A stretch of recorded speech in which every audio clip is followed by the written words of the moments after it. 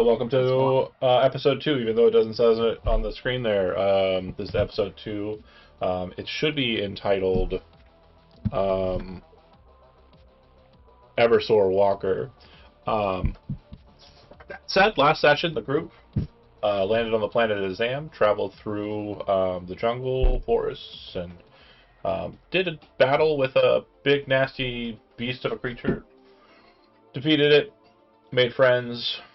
Almost got attacked by the hegemony, ran instead of staying and fighting, which has caused them to deal with the following. Atmosphere above you, you can see a bright red streak falling straight in your direction, and then boom, with a massive sudden impact, you can see the thing that is currently displayed on the screen basically staring straight at you. It looks as though it lands relatively close, and it takes an immediate stride forward, stepping closer to you. And it looks as though the claw hand on its left side, your right, looks like it is sufficient to be able to pick up, if not the large item, the large, big piece of metal you're standing near, at least the small piece. And it looks as though that's what it is getting ready to do. The big gun on its side doesn't look like it is being aimed at you. Looks like it's kind of hovering above you. And it doesn't look like the mech itself is actually interested in you at all. With that being said, we are not in a combat. We are in an environment that is combat adjacent. We'll leave it there. And we'll move from there. This mech stands somewhere in the neighborhood of about 60 feet tall, 80 feet tall, I think. And let me double check my math here. The barrel, it is well higher than that. A few hundred feet tall is what I meant to say. Very massive thing. The cliff that you're standing on is about the same height, or just around, kind of like just below head level. So it does appear to be scanning the situation and preparing to kind of take action. With that said, though, it's entirely up to you. You're not in a combat yet. I'll say when we are. But you can go ahead and tell me what you're doing immediately upon placement.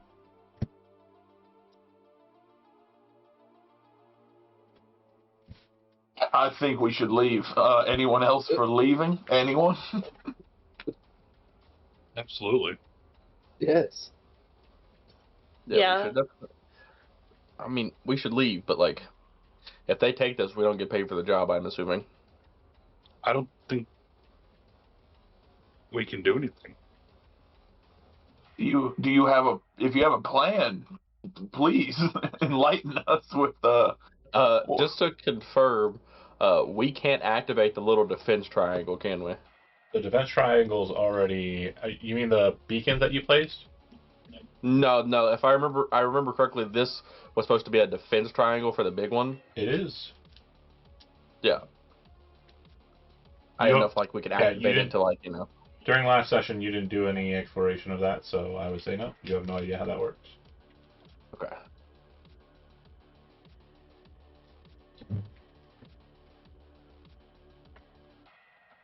We are not equipped for this. In the least.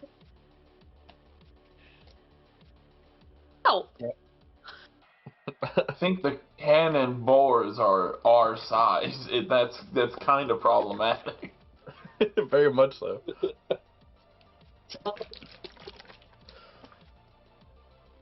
Okay. I'm going to start moving this direction. All right. Well, the hegemony is that way. Yeah, they have the path that would lead back towards the crash ship and also your vehicle cut off. Yep, so we're going to have to loop around at best. And you would know that going north, you'd be entering into the hot springs, which we don't want.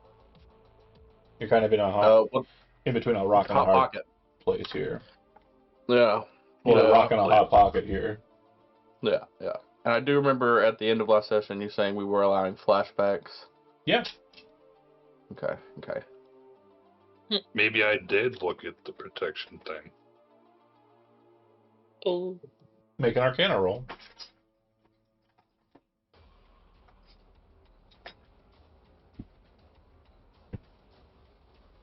I'll get there someday. It's not Sunday, it's Tuesday. Oh, that's Yeah. So the protection pyramid, you would have noticed, is the reason why the shell, the kind of means of entering into the larger pyramid and then retracting things out of it. The reason why that is one way, it is not a path from you to whatever vault this is I can see, Chandler, your camera got knocked over. Oh. I could see Thank you for that. I could see a person, so just want to make sure you didn't. But yeah, the reason why it's not able to go both ways and you're not able to enter the vault that you pulled stuff out of is because of that triangle. It's not an activatable. It is a always on kind of position. The activation happens when someone attempts to enter into the larger pyramid. That's not a guns blazing defense. Dang.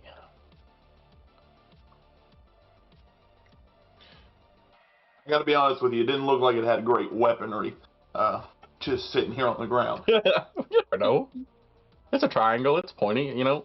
Imagine if this top was here and the robot stepped on it. Okay, we've all done that. It's awful. That looks enough like a D4. I would just look towards the slightly larger one that it would hit first, and just go, it's not worth it. It's not worth it today. I still think our best odds is running towards it, because I don't think it actually cares. Yeah. Okay. So if we just run along that higher ridge, it would have to go out of its way to hit us.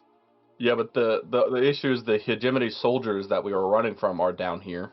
Yeah. Mm-hmm.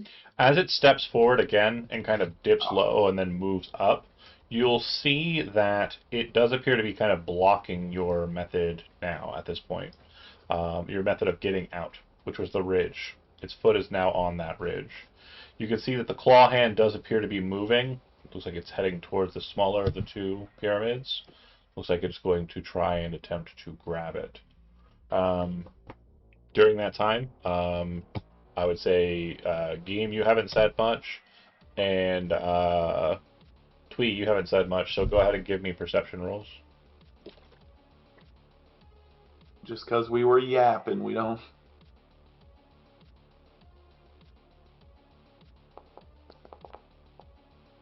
Ooh! You're rolling hot tonight. Did my roll not come through? It They didn't. did not. What's happening? Because it didn't pop out? Hold on. Let me reload my... Okay, there we go. Cool. Sufficient. So the two of you will actually see that on top of the Eversor's headpiece, there does appear to be a entry point. It does not seem to notice you, and it is coming up to a point where it would now take about 50 foot of clearance to get to the top of it. And like I said, this claw hand looks like it's reaching towards this pyramid. Are we about to hijack this thing? We could hijack. I love it. That does sound like was what is being given here. I love it. Fuck it, we ball. Let's hijack this thing. There's a hatch on the top. You know, I hope it's mostly computer based, because then I can be helpful. I will not be in the slightest. You I know, gotta be honest with you, Fungus Man, I did not expect you to be there. That is good. That is good. I would just like reach down and pat him as I say that. to be honest, didn't Like, I haven't learned his name yet. I just call him Fungus Man. Heck yeah. Okay, so would jumping to it, would an auto grappler help us get over to it? Yeah, it's actually going to be required. So you can auto grapple yourself and one small creature based on size, if you'd like to, and that will bring you up onto the surface, the top of the Eversor. Who has an auto grappler? I do. I do. Anybody else? No. Nope. Any chance you've got one, John? Absolutely not. Or SO? Sorry. No. Who do we feel is the I most confident? mean, if Ross is gonna jump up, he could take me, and I could toss my auto grappler to someone else. Who do we feel is the more accurate to be able to jump this 50-foot clearance? Not the fat Italian. I'm gonna tell you what. Okay, I have an idea, and I'll we'll stay see back till you get control. So I say we give the auto grappler to Smalls. Me and Twee go over. Smalls and Geem go over. And then any chance I can use, like we can use both auto grapplers for the for Esso to grab and us pull him to it. I really wasn't listening to what you were saying. So you have an auto grappler. You can take one small creature, is what I said. Yep. And the small creature has an auto grappler. She can give her auto grappler to a larger creature. One of you does sound like it's going to be omitted from the grappler journey. Yeah. My question was once no, you can't shoot a grappler at a person and drag them over. That's not a thing that can be done. Okay. Unless you want to put holes into the person and like kill them with a. I could patch him up later. You're literally boring holes through the thing. Like, if that's what you want to do, absolutely fine. You can drag over a slightly more deceased Esso. That's okay. Okay. All right. Well, that being the not. Could I climb up the robot's leg with my climbing speed? You can attempt to. I have a base climbing speed. Yeah, currently. That doesn't change our dynamic, though, Travis, because Esso isn't a small creature. Yeah, I know. Okay. Is the mech technically a creature? It is not. Dang.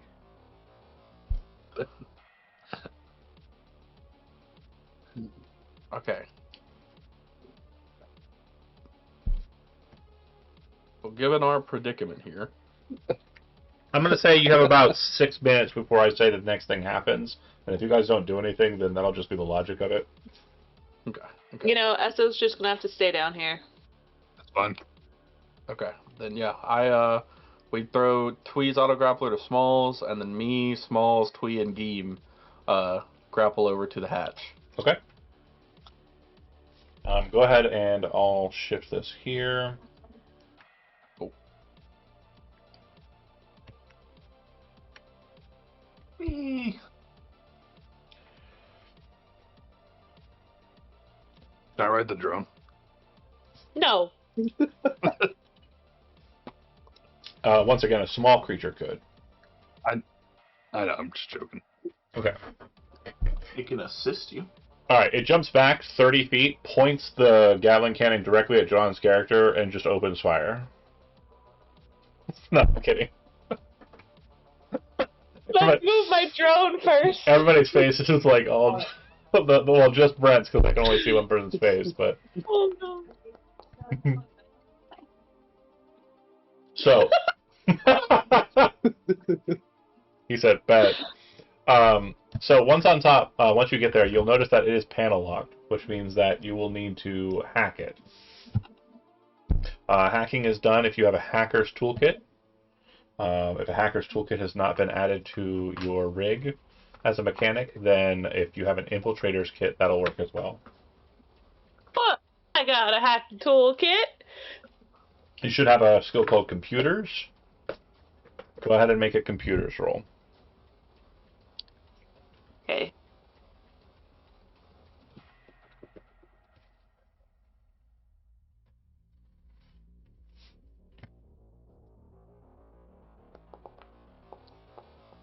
Hey. Agree? Bear with me for a second while I rewrite the world around you. Doctor Strange. Oh.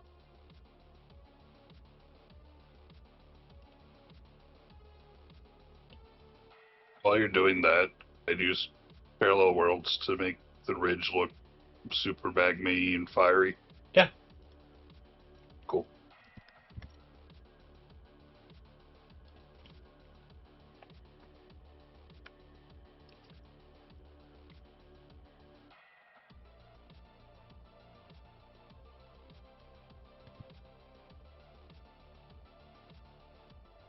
That's really weird. Bear with me here.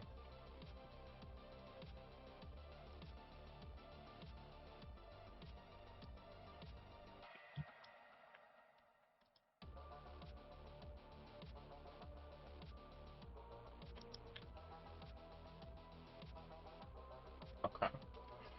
Ah, I see. Hold on.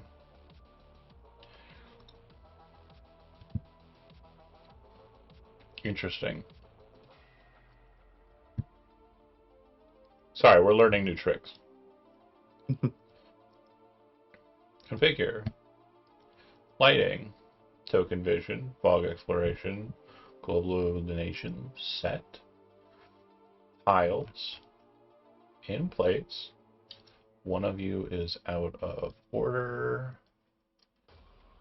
Shift. Please be me. Please be me. And real quick, for your view, you can now see kind of just like inside of a small box, but everything else is great around it, right? Correct. I see what you're saying.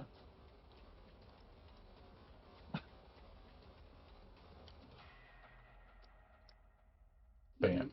Okay, so We're in. currently you will be breaching. You can kind of understand what the baseline is because of shenanigans that happen, allowing you to see stuff. But you understand the interior function of an Eversor walker just based on no reason whatsoever. When you drop in, the door will open. There will be 2 hegemonic troopers inside this space. I think. Yeah. I think not. Oh. The door out of this place is south. This guy appears to be piloting it and is kind of locked into what appears to be like a technical link. This guy, on the other hand, is scanning and will kind of like look up suddenly. How did you evade our scans? And he'll kind of go for his rifle. But before he gets to it, we're going to go ahead and roll initiative.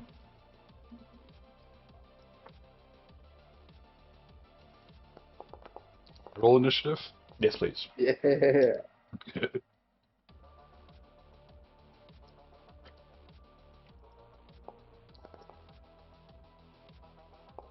Well, good. Wow.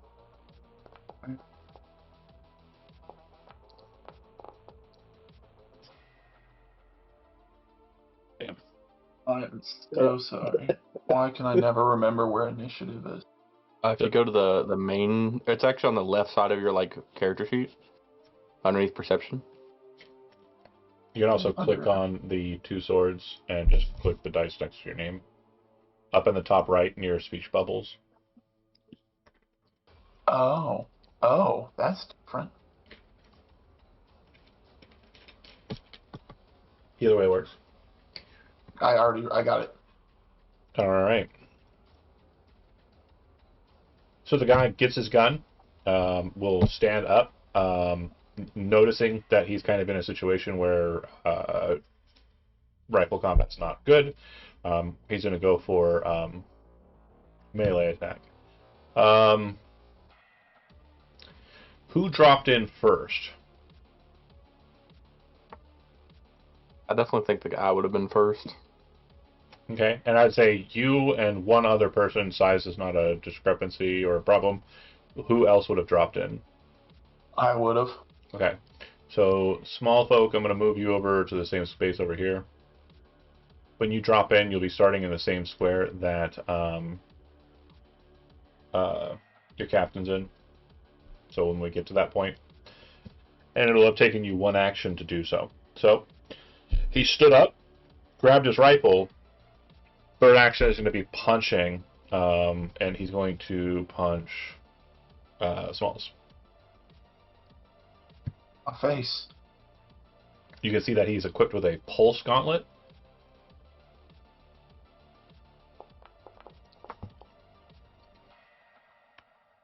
That'll hit. Y'all made a choice.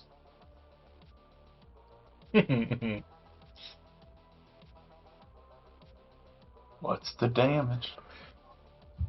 So it'll be a total of 4 sonic damage. Okay. And he's done. It'll go to the trooper. So since we're currently locked in the interior, the exterior just for John. And I'm not going to be able to move the vehicle. So John, me and you are now locked in the theater of the mind, okay? Sure. The hand rushes down, the claws open and grab a hold of the protector pyramid. At this point, it's not visible because again we don't have like the means of doing that. But what you would know is that it is now forming what appears to be a perfect bridge line. Its arm is kind of extended upwards and connected with it. So if you were to get onto the arm, you could move across the arm to the top. Does that make sense? Fucking hell. You don't have to. I'm just saying, Yeah.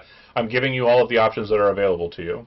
Okay, so Twee, at this point, if you're going to drop in, you'll have to spend your movement to do so. So one action is striding, and then the other action will be to come in as well. So you have 2 actions that you're going to be burning right off the top, and that's before you even get a weapon out.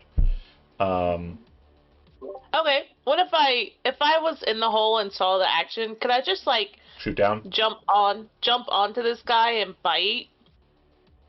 Yeah, sure. So your movement and your 2 of your 3 actions will be going to moving, dropping, and biting, and then getting out of the way.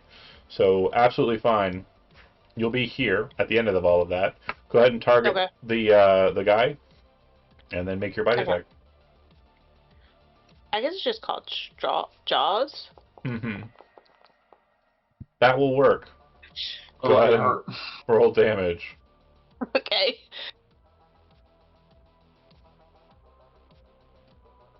Okay. So yeah, you bite him in the shin. It does seem to kind of catch him off guard.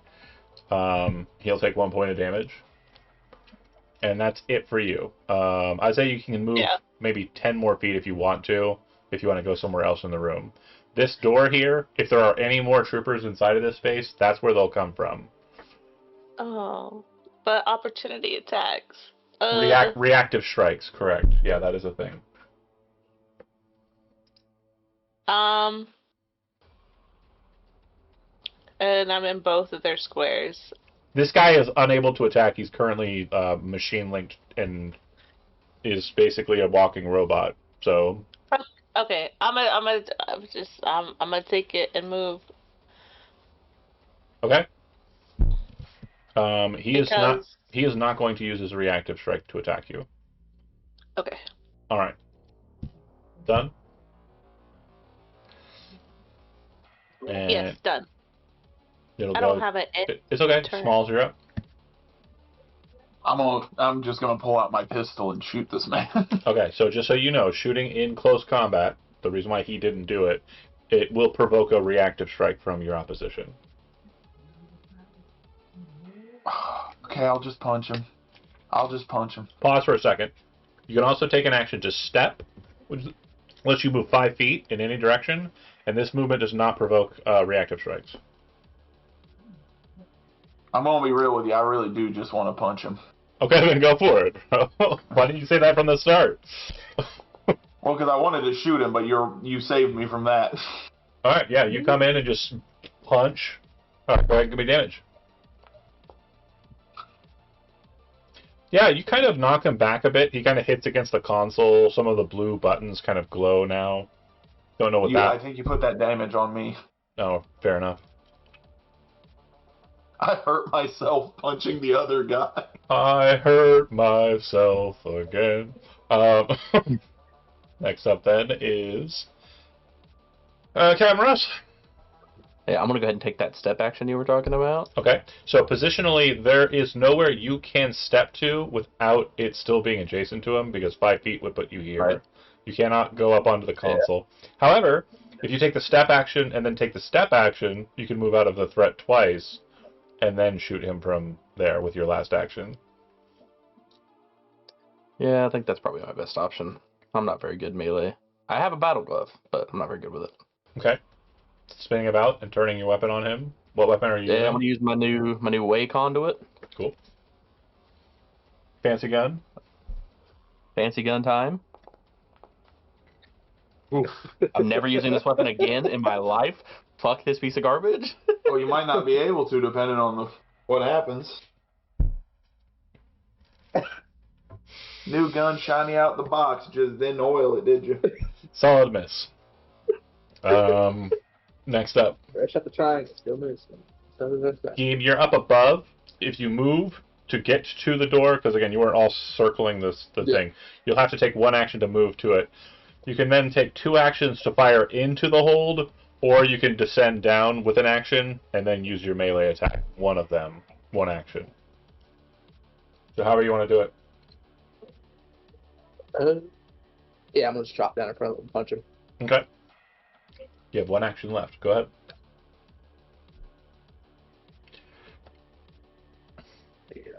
Find all my stuff. Actions. Just a solar weapon, right? Mm-hmm. Does that require anything to pop out? I don't think so.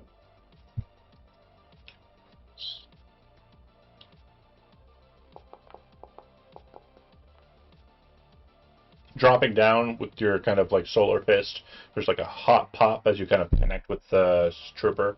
Go ahead and give me damage. Please do more than 2. Yeah, otherwise it's going to be a long night. Woo! Baby man, I know you saw a dice roll just now. I know. It's super exciting. Alright.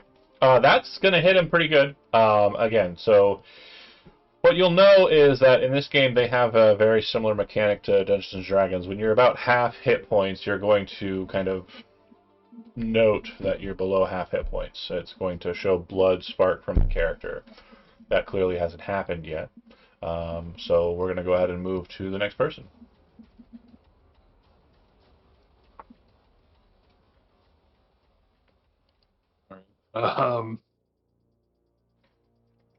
Okay, so if you spend all 3 of your actions, you'll be right at the hold if you're wanting to run up the arm. Otherwise? Okay, I'll do that while taking out my sonic spear. No, you didn't hear me. You can take all 3 actions Yeah. to go I'll be up. up there. I'll be. Okay.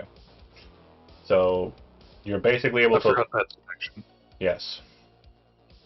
You're able to look down into the hold, and when you drop down, you'll be in Geem's Square, but you're not able to do so yet. So you're not in the hold yet. Okay. Okay. Do I have to drop down? No. That is an option that you can choose to do or not. So my other hegemonic troopers are now on the initiative. Bear with me here.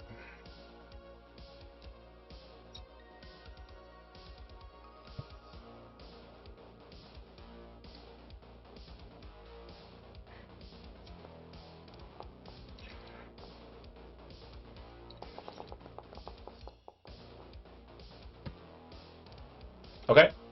So, Twee, as you kind of back away from him and kind of look at the console he's on, you can see that there's an alert, and you can also see what appears to be tracker movement of the map, and you can see that there are 3 other signals inside of the craft, besides the currently very heavily packed front of the craft, and it appears that they are getting up and moving. So, with that, you would see that one seems to kind of move towards the back of the craft and then kind of sets up about in the middle, so somewhere around here. And then this next one, similar, but kind of gets a little bit further on ahead. So this one's like right near the door. Oh, I clicked the door, but like right near the door. And then it looks as though my last guy is a little bit slow on the upkeep. Okay, so this guy's completely surrounded. He doesn't look like he's, happy with the fight and the situation that he's in. He looks to Geem the Solarian and will realize that this is the threat, and he's going to target him. He unfortunately is in melee combat, so he's going to go 3 attacks. He's going to attempt to hit you with his punch gauntlet 3 times. For the first attack,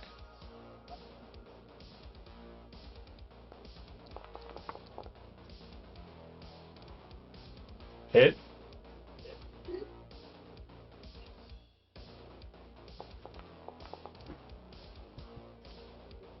Second attack, he'll be making with a -4.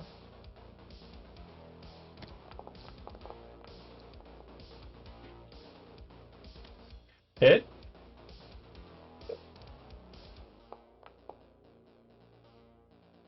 And third attack, I'll apply the damage here in a second. Third attack. This is -8.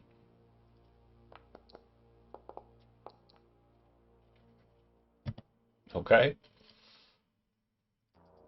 Pretty sure it's just gonna down me. Yeah. Oof.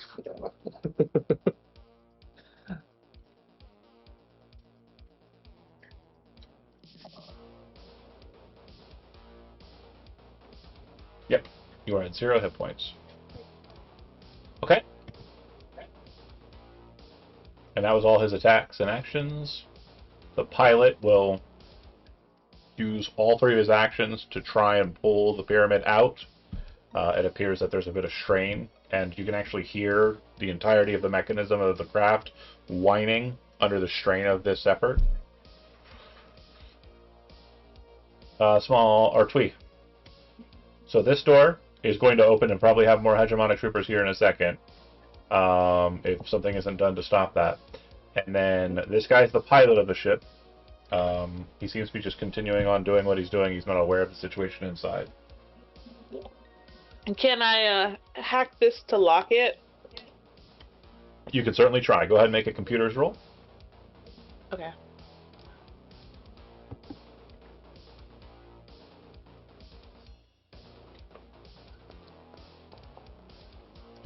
Success. The door's locked.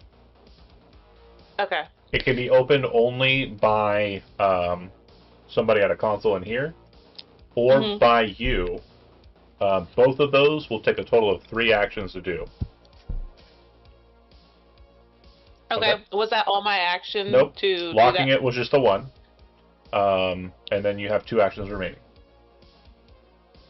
Okay. I'm a rat. No, sorry. You got a rig. You're good. You're good. You're always considered to have your tools on hand. Rat. And I want to jump on this guy. The guy who's currently not harming anybody and is not a problem. Yeah, because he's trying to... You want to add into the fight that Geem just got knocked over in? You sure? I mean, I don't have nothing to help Geem with. Help kill that guy. Huh? Help kill that guy in the corner. Again, it's up to you. Do what you want. I'm just letting you know that tactically adding a new variable to the fight is probably not the best plan. Yeah, but... How tall is Smalls again? 5'6". Yeah, Smalls, I'm gonna climb over you. that's okay. And leap onto... to the dude. Okay. I'm gonna bite him again. Go ahead and make a bite attack. So climbing and then moving or jumping. So this will hit. Go ahead and give me damage.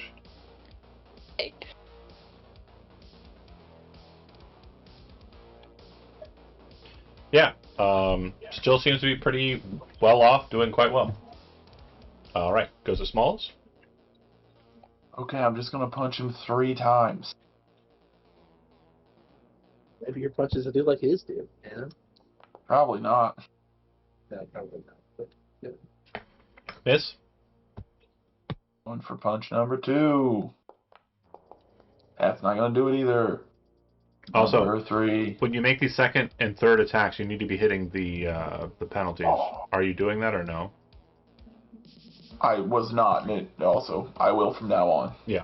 You didn't hit, so it would have just been worse. Okay. The Italian Stallion Didn't do much. is My MO here. Wylan. It doesn't rhyme. Okay, so go ahead, Captain Ross. Question: Has Yeah. it been a full day since our last combat? No. I assume not, because I was No. still only 13 HP. So Okay. That's just what I wanted to make sure before I attempt anything. So I can't do anything to heal you right now. So I'm just gonna hope you survive, and I'm gonna shoot at this guy. Do you guys have med kits? I do have a med kit. I have a commercial med kit. Do you read what it does?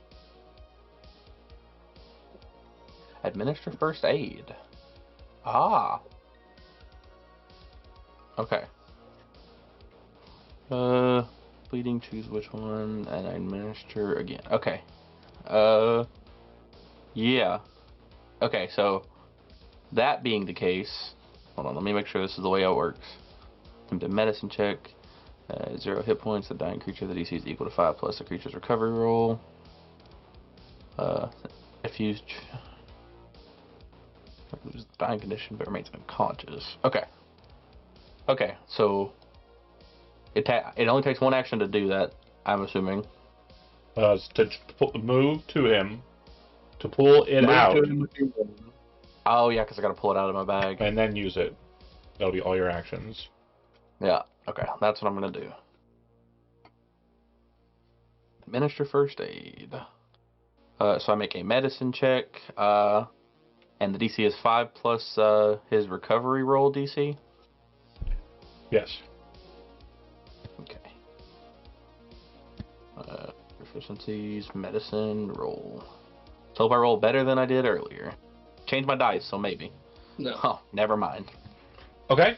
I'm assuming it's a lot more than a 6. And hold on. So the Pulse Gauntlet, just to be sure, it is not non-lethal. So actually,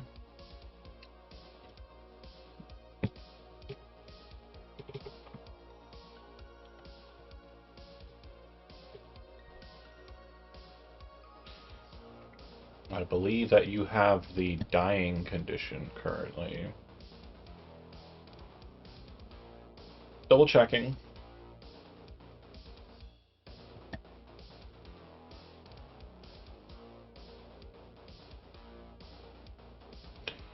DC 15 medicine check is the normal first aid check. With the tool, it is...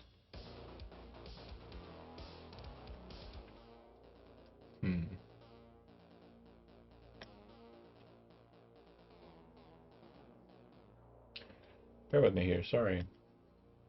Yep.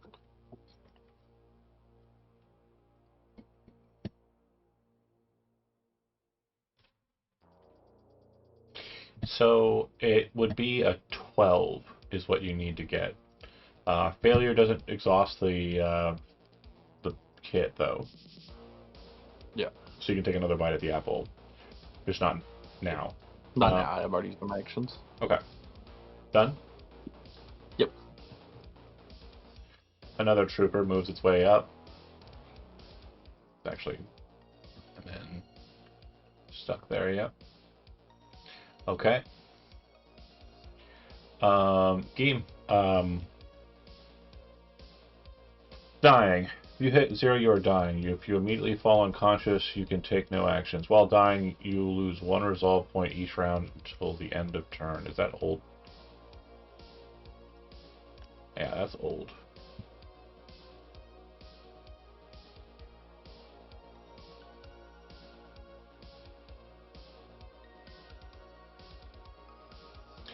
So you'd be dying 1.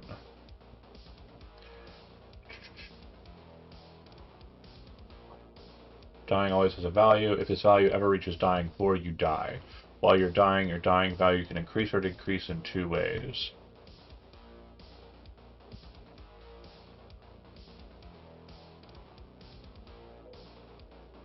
recovery checks. Flat check DC is 10 plus current dying value. So it would actually have been 11. Sorry. So this is your check here. You're going to make a recovery check at the start of each of your turns. The DC, as I said, was 10 plus your dying value, which is currently 1.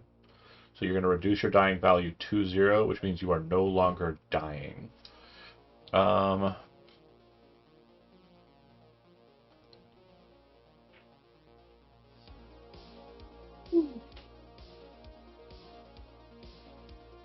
Losing the dying condition.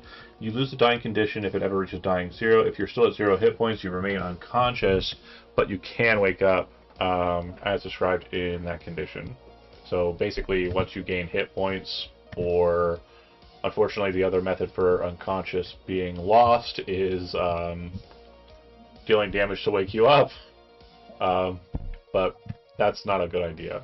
Okay, so as long as somebody can do a bit of healing to you, you're back online. You're also no longer dying. Okay. Sorted.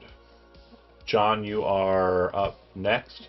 You are looking down into the porthole, so you can see this guy here, and also kind of the rest of your friends surrounding it, and Geem laying on the ground dying. Or laying on the ground, not dying. Right. Yeah. So, I'm just going to ask, because I did have my spear equipped in the sheet. That's fine. Okay. It has I assume you drew a weapon the second you saw a big old thing. It's totally fine. And it has reach. That means you can drop down and stab without having to go inside. So you that's what I was going to do, one of those to start. Target this guy. Yep, he's already targeted. Cool.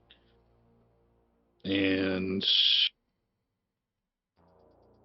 Sonic Boost. I hope I'm doing this right.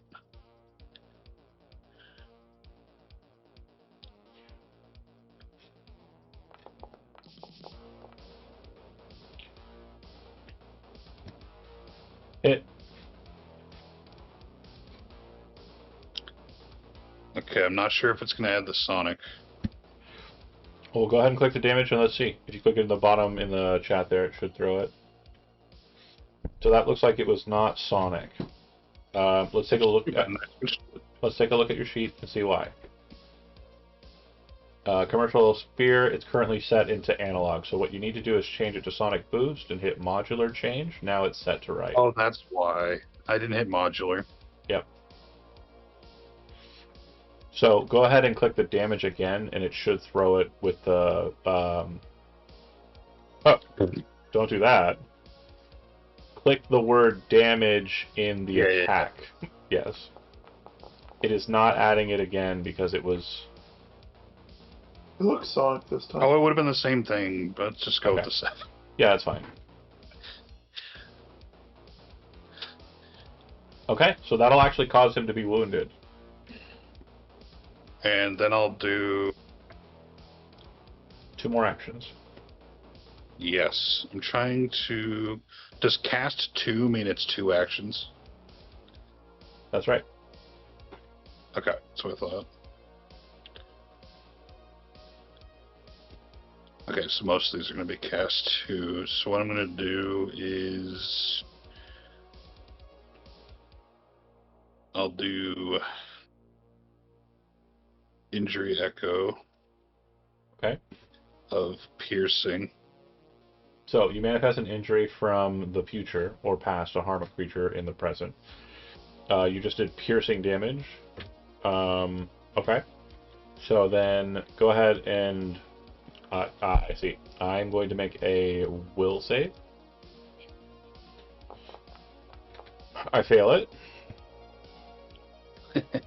So then you're going to go ahead and click roll damage.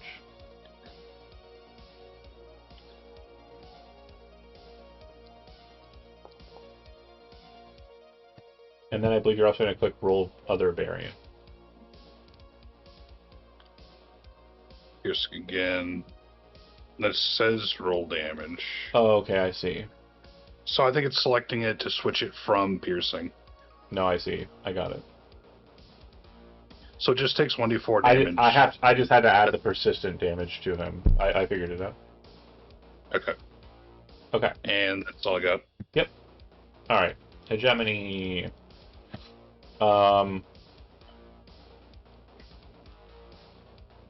You can hear.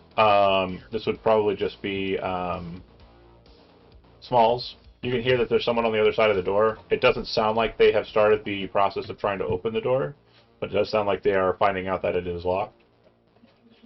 And then the guy who was kind of in the lead before will move up to the panel, and he will perform 2 actions to attempt to override the situation on his end. Unfortunately, he cannot on his end do so. It has to be open from your side. Because similar rules to like airplanes, right? You don't want people getting into your cockpit.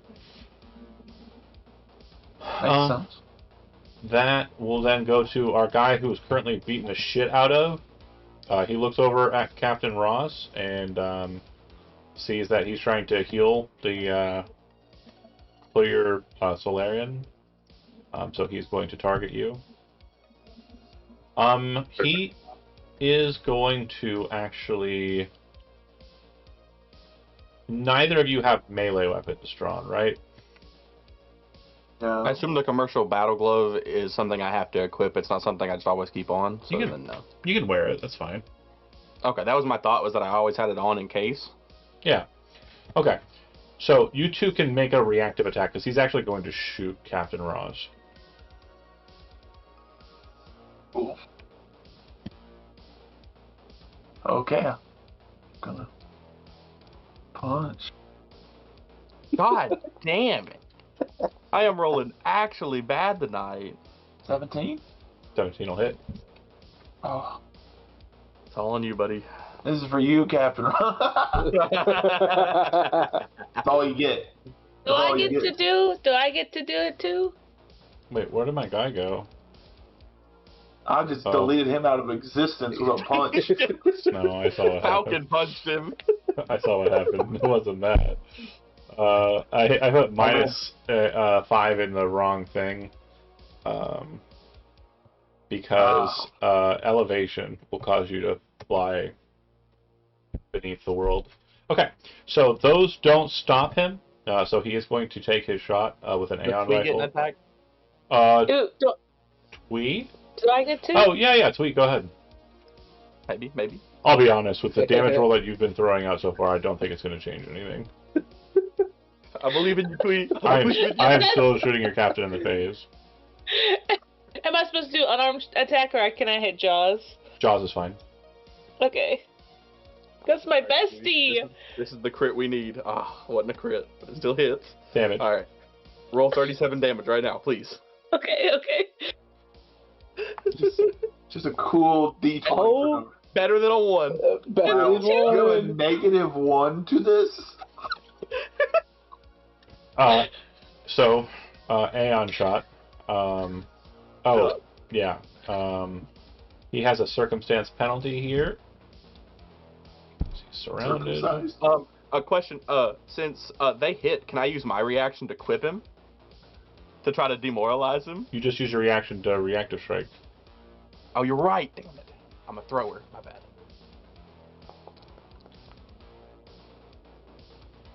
bad. Bang. That's a critical. Yay! Good thing you got that med kit out. This was a great idea. It'll do 14 damage to Captain. I'm still standing. Alright. With his second attack, he is going to turn about on Twee, who is on the console, and he needs to get rid of you to be able to use the console. He will punch at you.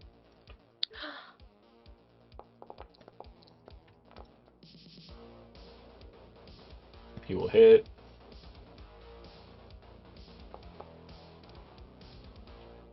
And then he's going to use his last attack to punch you some more.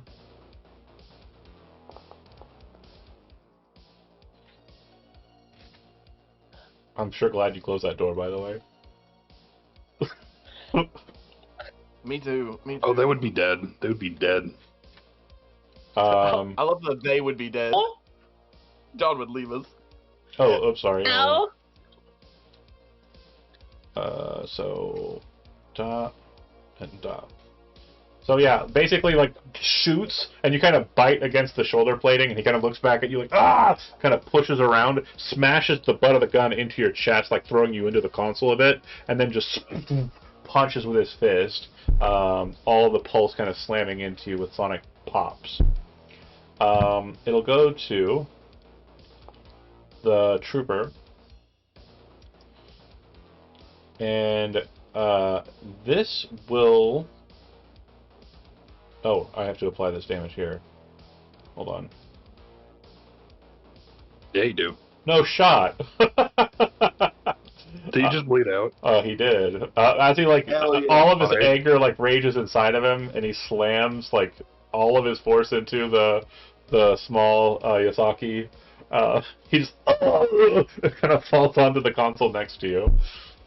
He pops a blood vessel in his brain. Just 'cause how angry he is. Just gonna kick at him, with my peg. The Bastard. claw on the hand will pull upwards, and out of the main viewer, you can see that he has freed the protective pyramid from the from its placement. That is all of his actions, and again, he is currently unaware that you exist. Tweet, you're up. You have a couple of options present here. You can try and kill the guy in the seat and take control of this vehicle. It is not a vehicle you know how to pilot, but you can certainly try. You can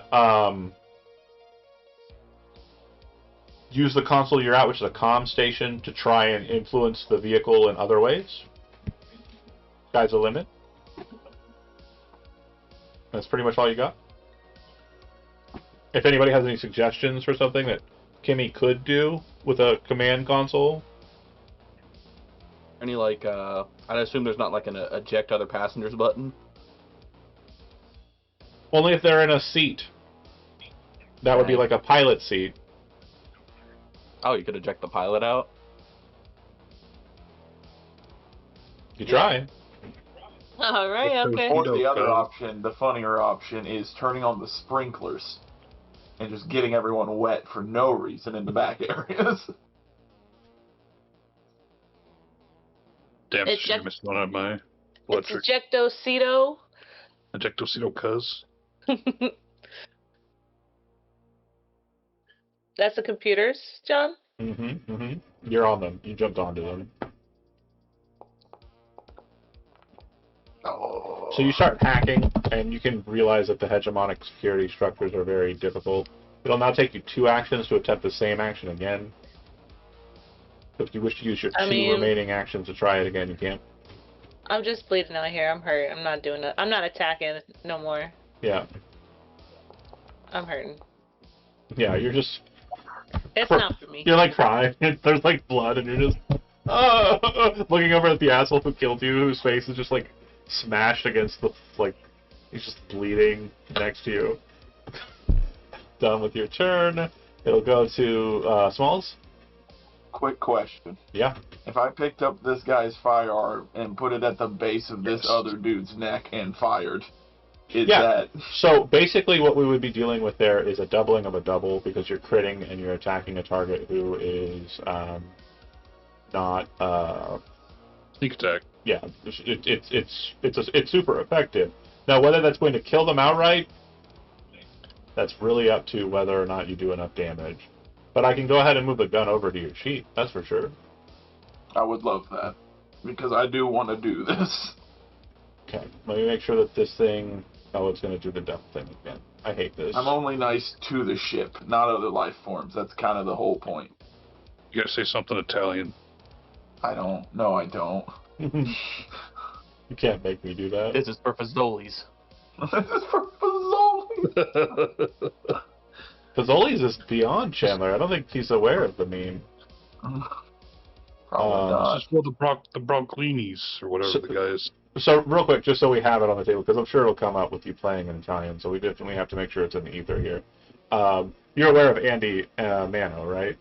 Professor Yes. Andy? Okay. So he's Italian, if you didn't know.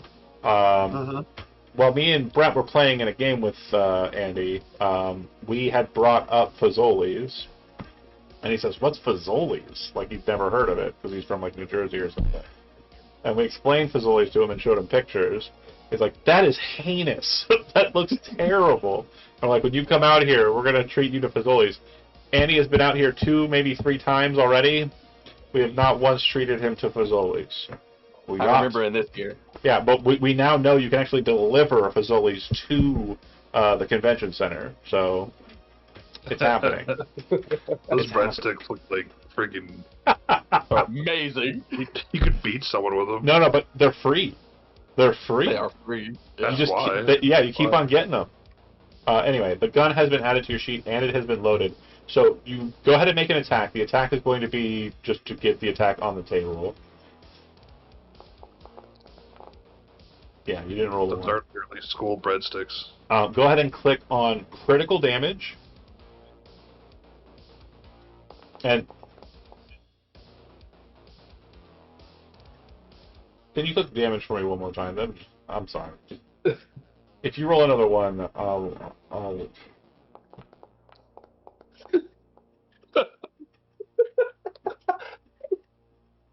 This is just a cursed night for us. Somebody should have called out. I mean, I hit. I just got crit and punched in the face 3 times. Damn.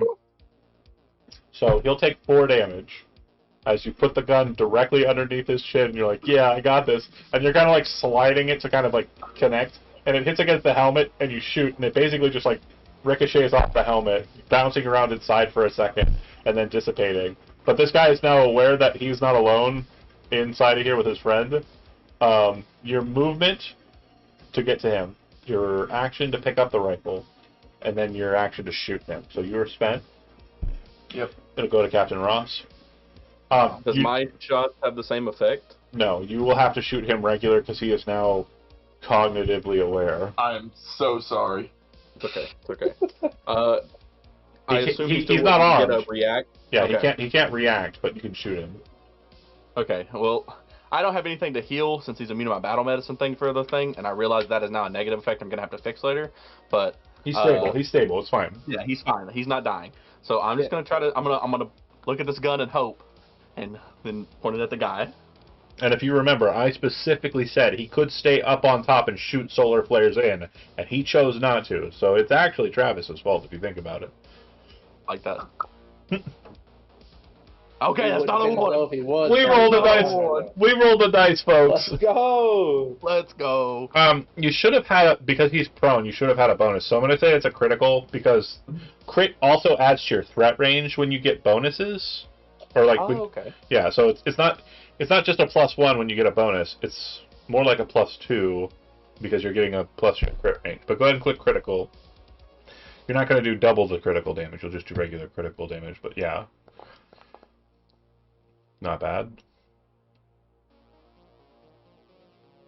Okay, so that'll actually bloody him right out.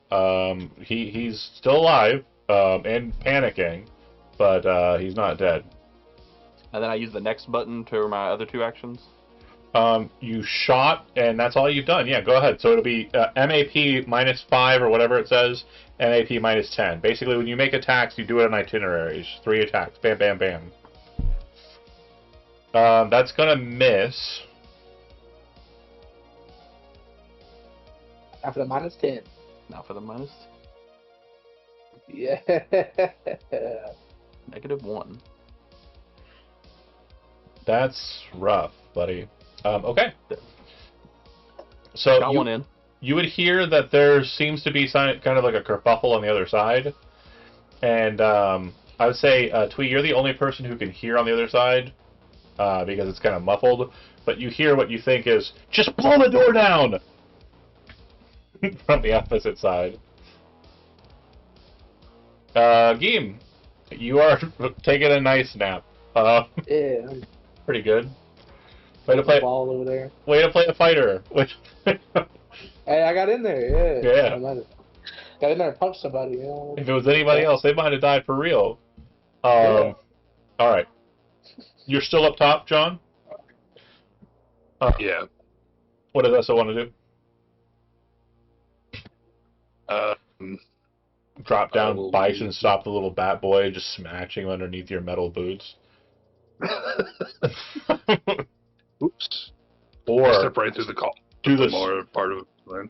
That's fine. Pop out, do the splits, and then smash both the mouse and the bat. Oh. Or do the splits upside down so you're kind of hanging from the hole and like stab at them. Is that what it is, John? You want to get rid of me and the bat? No, That's That's what it is. no. That's what it is. No. I could cast Ricochet to the. That's it. The next character's Yeah. gonna be a tiny character. Just, do. if you want to pop down, that'll be one action to do so. I'll be a cat next game, so if you kill me. I'll be a cricket. Did you see Lunar's cat in the other game? Uh-uh. Oh, go check out the art dump when you get a chance. Alright. John, you are using one action to pop in? Yeah, I might as fucking well, I guess. Yeah. Summary URL be where you put me. Where'd you put me? I can't move anymore. I'm an Press idiot. the left arrow on your D-pad. There you go. Could I reach a spear between them? Yeah. Okay. Might as well do that once. Nope. Nope. How do I do that? Wait. I'm on the wrong. There we go.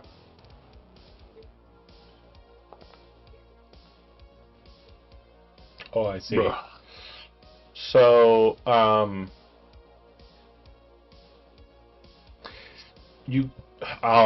see. Okay, when you press the damage, do you see how it pops up and then at the bottom there is a second damage, like, instance? There's base damage and then a second damage instance? Or no? For what? You should, when you click on the damage for the spear. I didn't hit. Oh, never mind. I mean, if you want to let me hit, that's fine. I don't. You have I second, don't believe that for a second. second action? Yeah. So, real quick, the boost 1d10 that you're looking at for extra damage, you have to use an action to interact with it to increase the sonic frequency. And so, it is two actions to weird. do a d10 plus a d6 plus 1. Oh, that's crazy. Okay. Yes. So basically, it'll be No, I'll action, remember that. charge up the spear, and then action, whop, and then it'll pop. Like I hit it with a tuning fork and then I stabbed them. Yeah, you're like, bing, pop! Yeah. All right. I'm gonna do. And then your tongue's like, bada bing, pop! Okay, I'm sorry. I tried to be funny. I failed. It's okay. I'm not here to do comedy. We forgive you. Do a fortitude roll, please. Okay. Plus 12. Plus 12? Mm-hmm. You son of a bitch. Yeah, we're very physical individuals as Demonic Troopers. Again, I want to make sure you understand. This is the highest tier of possible you all dying challenge. But the only reason I thought it was fun and manageable is because the doors, the ejector seats, and other fun tricks inside of the space. And we're just trying to punch people to death. Yeah. Well, I'm surprised. Yeah, I'm surprised nobody drew guns and shot. Like, I was confused, but here we are. I think he still takes the damage, but you roll the fortitude save, and on a critical fail, it gets enfeebled. Is that how I'm reading it? Because of the order of events? I don't know. Do you smell what I'm stepping in? Yeah, with a basic fortitude save. So no, because it's Okay. Yeah. Okay, gotcha. Good. If it's a critical failure, then also other thing, because this is a cantrip. Gotcha. So? Just letting you know. No, I know. Anyway, that's okay. it. Bang, bang, bang, bang, bang. I'm shooting the shit out of this door here. I don't get through it. I mean, that's for certain. All according to plan. I am attempting to. It's going to take a few turns to get through, but you on the other side will notice that the door is starting to kind of glow a bit, like reddish in color. Twee? Okay. Is it possible from this comm to, like, in the room that the other guys are in, like, turn up the heat or something, or... It probably wouldn't change much because hegemonic trooper suits are environmentally controlled. They're actually, like, low-tier spacesuits. So that won't change much, unfortunately. If you'd like, you could take an action to, like, just... Since you're not able to come up with something, you can have your character, like, think about it for a second, and I'll have you make a roll regarding computers. And if you roll well enough, I'll give you kind of a couple tips. Is that cool? Yeah. It'll be an action to do it, but I think that's a fair way to do it. You're kind of like, Yeah. maybe if I turn the heat up, well, no, they're in suits. And then you're kind of like thinking about it. Go ahead and give me computers. Like, what I can use in the environment of that room, too. Yeah. Sufficient. So you can actually turn on the self-destruct sequence if you wanted to. Yeah. Please. You can set it to kind of detonate when you want it to. It also looks like you can actually connect it to your hacker's tools and have it be a remote detonation. So long as you're within, not too crazy far a distance. But yeah, you could set up the setup here to blow up on your command. Ross? I could self-detonate this thing. It's literally the hegemonic trooper who's in the pilot seat. It's like, wait, hold on, he didn't get a turn. There he is. Okay, sorry, he was actually supposed to go before you. So this will happen, I think this is more narratively fun. He'll say, Ross, I can self-detonate. And he turns and looks over his shoulder, and Ross is like also turning and looking over his shoulder, and fucking Smalls also turns and looks over his shoulder, and you can see, like, Geem, like, it snaps, the camera snaps at him, and he's just smiling. It's just like, what do you respond with, Ross? Is that the plan? Sounds like the plan. Alright. So the trooper is actually going to kind of like get out of his seat, which is going to take him an action to do so. And then he is going to, because he doesn't have a weapon on him, he's going to punch gauntlet. He does have his punch gauntlet. I'm going to beat the shit out of Ross, because you're in my way, and I need to get to that Isoki before she kills us all. We get punches for him punching at me? With our reactions? No. No? Okay. I was just being hopeful. It's range attacks. Okay. John's no. No. It's range attacks. God, it's true. Well. It's nice knowing you, Ross. How dare you hit me on your turn? Oh, that's a critical. Yeah. Yeah, that's enough to down me. Okay. Wait, Oh. Wayne, get out this way. We're killing it. We're killing it. Hell yeah. Okay, so he gets up and he just like looks at you, and then as you're turning back to face him, because you're like, go for it, just teeth fly out, falls to the ground, and then he kind of spins around and punches at Smalls with his second attack. Or he's gonna try to. Second attack. No. +4. Okay, cool. That looks like an 18. Like a butterfly. It looks like an 18. Yeah, he punches over the seat, and you kind of like are able to kind of move out of the way. Okay, Twee, you can, as your action, set up the rig is set. Basically, as an action at any point after this turn, you can hit the button, and this thing will blow up. Okay? Okay. But Small- I have Wait, one. like no timer blow up? Yeah, like literally remote detonation. The engine will overload, and will start detonating and exploding then. She's not doing that right now. She can just, at any point later, hit the thing as an action and blow the whole thing up. Smalls, you got some people to carry, but you also have to deal with this guy. This guy's literally on his last legs. He got shot in the head one time really well. Can I just shoot him with my pistol? Is Yeah, that okay? yeah. Step back, Oh, yeah, obviously, gun as an action. Step back so you don't get punched again. But Target him. Pistol. Don't you have a new gun too, right?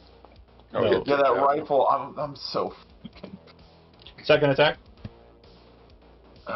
And you said I need to minus the 5-1, yeah, in the middle. Damn. Matches against the console, explosions, sparks. It's kind of like, okay. You're gonna make a recovery roll, Ross. Yeah, where is the recovery at? Ask Travis. So when you hit, you have to click dying in the top up there.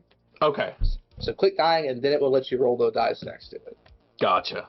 Also, it changes your view. That's really fun. Yes, It does. I got a failure. Okay. So now you're dying 2. So update your dying to dying 2. Once you hit 4, you're just dead. So Don't worry, guys. The hegemonic troopers continue shooting. It looks like it's probably going to be another 3 to 5 rounds for them to breach. Geem, you are lying on the ground, unconscious. yeah. John.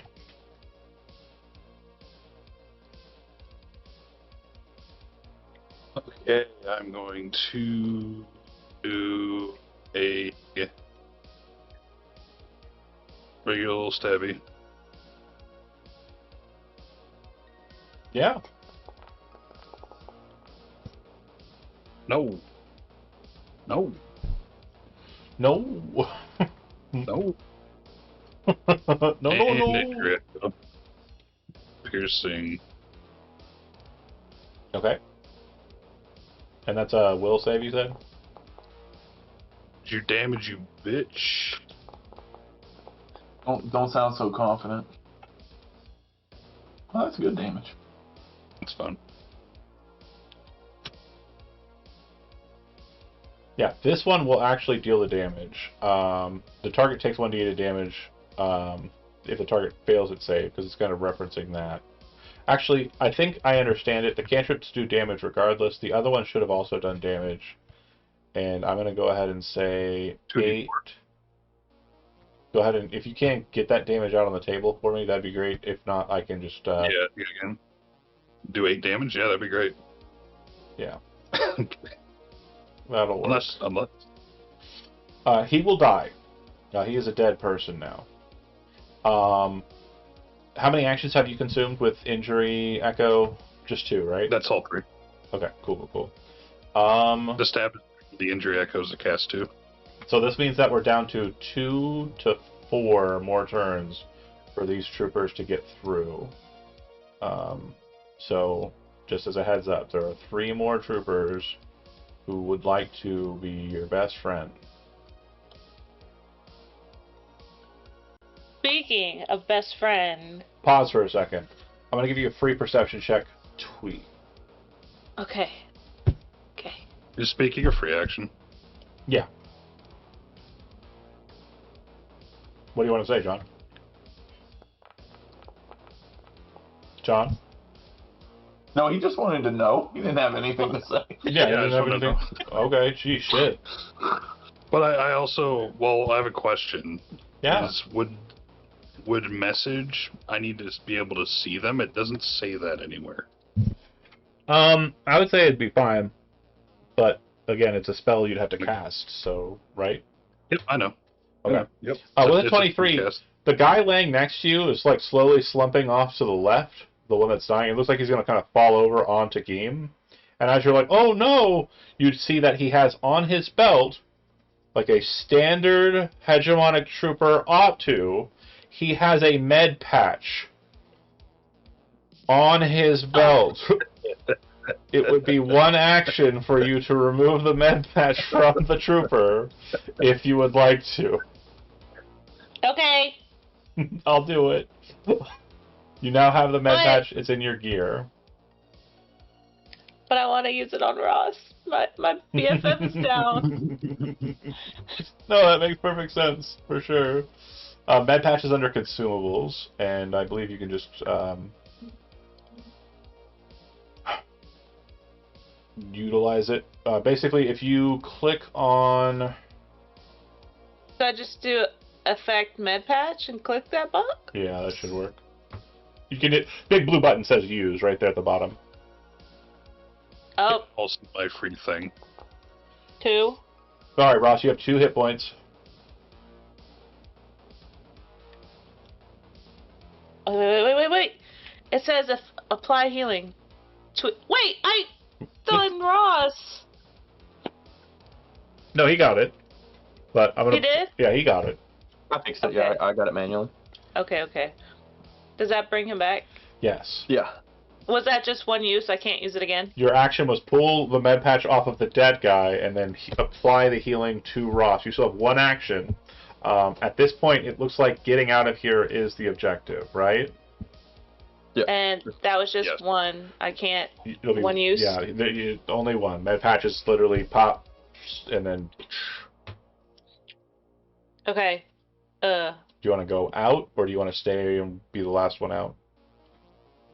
Heck no, I want to Okay, then you're get out. your ass up. Let's get out of here. You start And climbing then the ladder. You're up on top. Perfect. Okay, Smalls, you're up.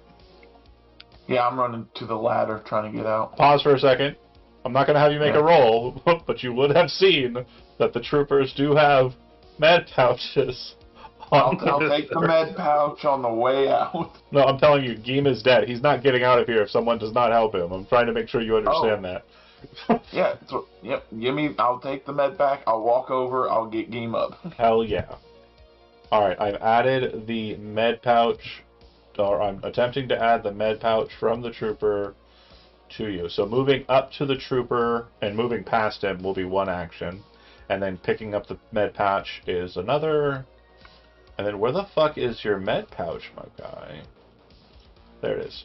So under your inventory, you should see med pouch. Patch. I keep saying pouch because I'm looking at my cat. Yep. If you pop it open, you should see a big blue button that says use at the bottom of the description. Hit that. And then once you've got it on the table, select Geem's token. Just make sure it's selected and hit apply healing. I had him targeted. Oh my god. He's targeted. No, yeah, you have to have him selected. I don't know if you can select other people's stuff, but that's fine. So you rush past, and then you can use your last action to go up. Yep.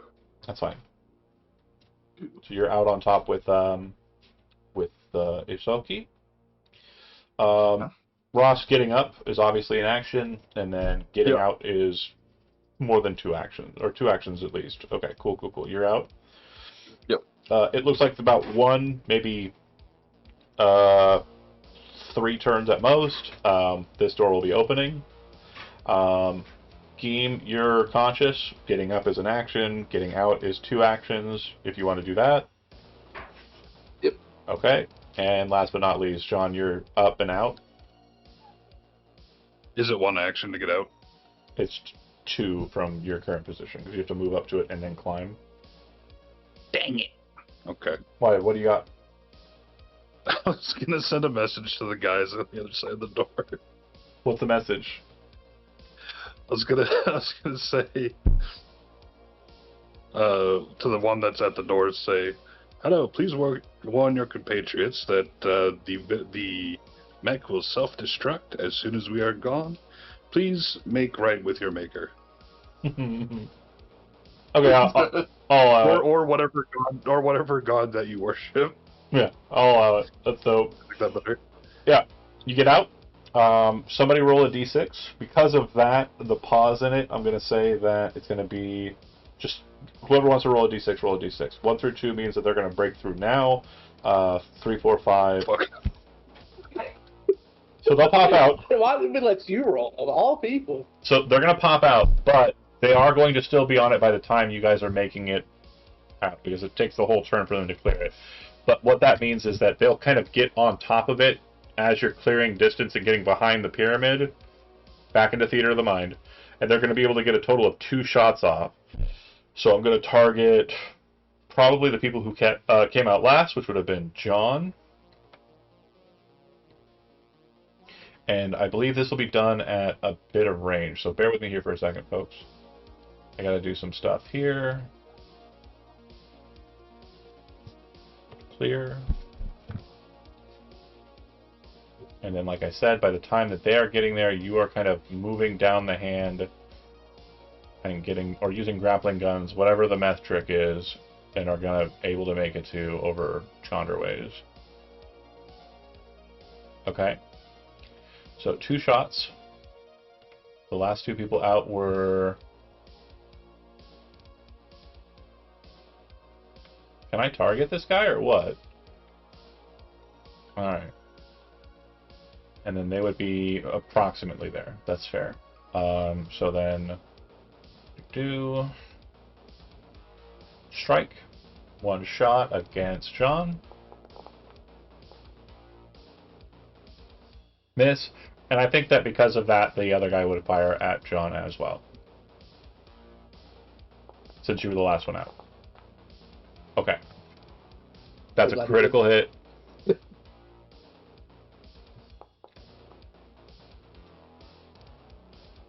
Alright. And then select. And then select and hit damage. Okay, so almost out of there unsaged, like undamaged, unaffected, and as you're kind of like, you know, inside of your metal, like, you know, Urbot head, there's like a smile somewhere in there. And as you think you're out of range, action, hit button, and you would watch as the Eversor walker, the cores on the exterior detonate inwards, causing fire to shoot out at those hegemonic troopers, causing them to fly off in different angles. You could hear a Wilhelm scream as they fall hundreds of feet down off of the Eversor, down to the ground below. And then a few moments after that, there's just a hard and heavy explosion directly in front of you that kind of causes like this whoosh, your hair fluttering back, but the Eversor is completely tanked. What does it do with the triangle that it picked up? It didn't actually get it very far above the ground, so when it blows up, it just drops it right back in its sitting. Okay. Alright, pause for a second here while I...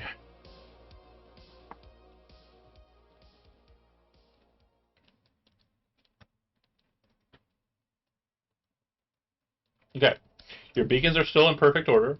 Doesn't look like the explosion has done anything to knock them over at all. What you would notice is that there are still the hegemonic troopers that were chasing you. They're still a ways out. They have not approached. And you'd also notice that in the skies above you, you can still see the sleek shape of the Claymore destroyer cruiser above you.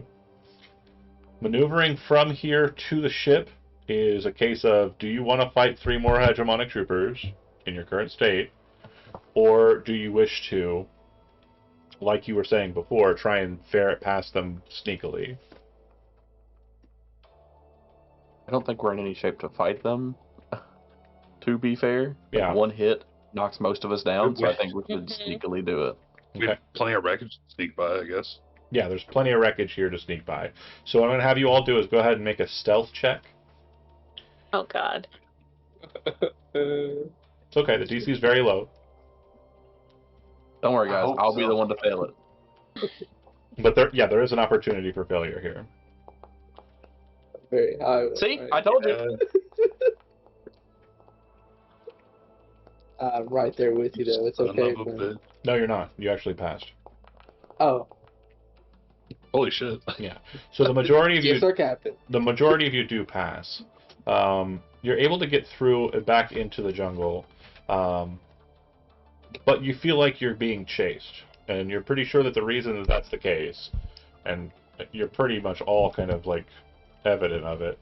This very tall, lanky bastard is basically just kind of like daftly like maneuvering without any kind of semblance for survival or care, and despite that, you are able to make it back to the Longhorn.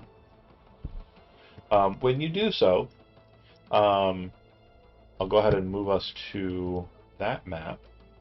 Bear with me here. It's just not my night, guys. It's just not my night. Does not It appear to wasn't be. last time either. That's like my third one in a row. You know what? We should make you roll before the game starts just to see how the game's going. Yeah, Whoa. that's how we need to know. That ain't it.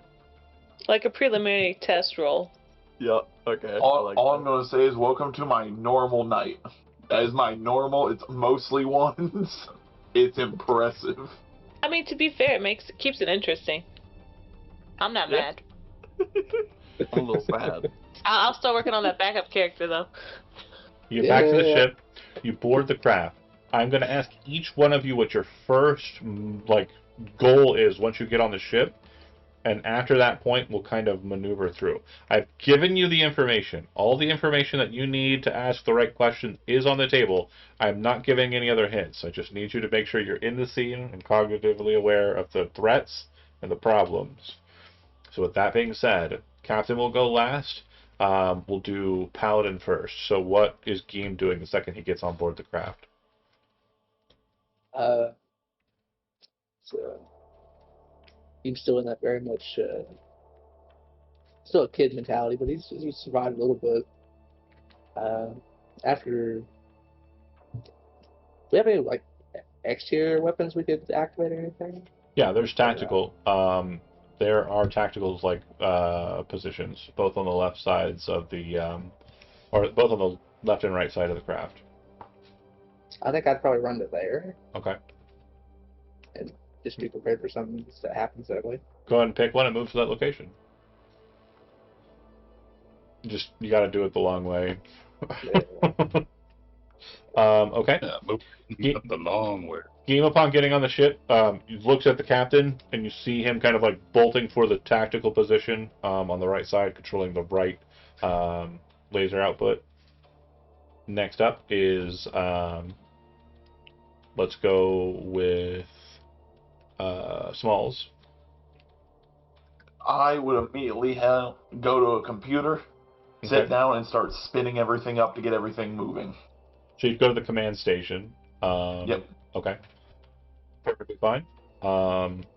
And when you do so, sensors are detecting that there is indeed a Claymore Flash destroyer ship in orbit.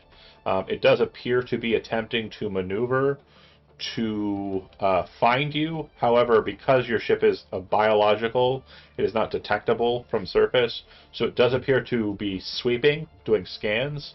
It will notice that you're a ship once you start acting like a ship, but for the time being, it does not. Keep in mind, you are still being harangued by 3 troopers, so movement is a priority.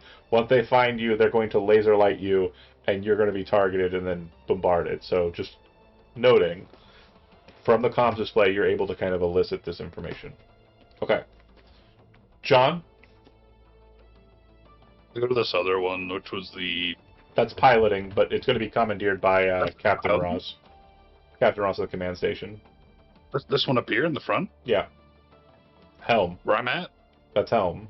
Comm on the right, helm on the left. Oh. What's this one back here, then? The captain's seat. You can do whatever the fuck he wants. Also... Oh. Yeah. He gets as I'm many not following chairs this as he here. wants. This station back here could work. Oh, for what? It's like a computer. Just a computer. I do love watching you struggle with that door. He says, fuck it, I'm going to tactical. Alright. Cool. Kimmy, what's Twee doing? Okay, well, I guess they all ran off to the gun, so I'm gonna go to the computer, the only left computer, and it's like, do we have cloaking or... No. No. Ah! What happened? My cat bit me! I'm just trying to love him. What? You're playing. Sure. You're playing a mouse right now. Maybe Yeah, not. that could be it. Is that what the problem is? So, you can take control of the engineering station from this computer terminal, or you could just go manually to the computer, or the engine station. It's entirely up to you if you want to be hands-on or not. No, I'm not gonna be hands-on. I'm really beat up. I'm hurting. For sure. For certain. Okay, last but not least, Captain Ross. Okay, I'm very hurt, and if we start acting like a ship, they'll notice us, but we still have to move. That's right. Is there a way I can move us where we are technically still biological, but it's quick enough to get us away from them, No. but also not? Okay, that's what I was making sure. Deploy the feet. Deploy the feet. Exactly, yeah. Longhorn Deploy the toe beans. is a spacefaring thing. When it lands, it actually is like extending those barbs on its side to kind of plant itself into the ground. Okay. Ooh, those aren't feet. Those aren't feet. Those aren't feet. Yeah, then the only thing I can think to do is we have to move, so we have to start up. Is there a way I can get us out of here either stealthily enough or quickly enough to not trigger them? Yeah, so what you're going to do at this point is we have 2 individuals on tactical, and we have 1 individual on piloting, and another person on comm, and then, of course, the engineer. So, we're looking for synergy.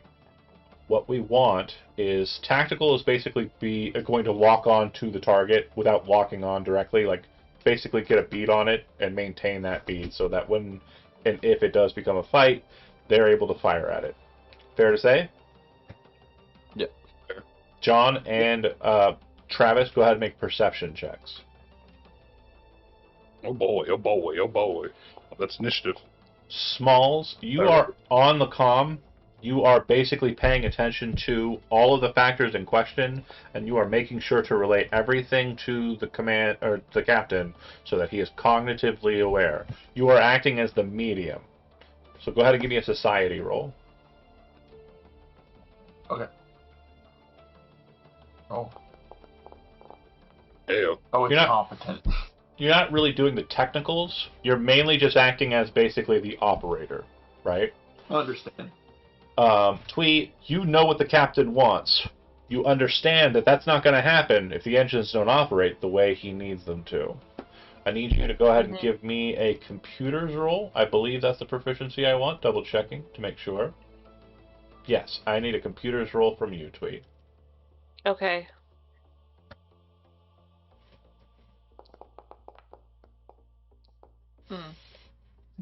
You watch 16. you watch as the power levels rise to exactly where you need them to be as quiet and stealthily as you want. You see the display thrown to you on your side, Captain Ross, from Smalls. This appears to be from Geem. Geem has a perfect lock-on visual on the Claymore. It appears to be currently heading in a specific direction. You know that from that tactical position as well, there's no exterior alerts. The hegemonic troopers have not caught up with your ship yet. You've jumped into this position very quickly, and you feel very confident you're not going to be laser lit by them. As you watch and just wait a second, you can kind of almost hear like a nagging in the back of your head, possibly even Twee, like, we gotta go, we gotta go, we gotta go. And you're just waiting.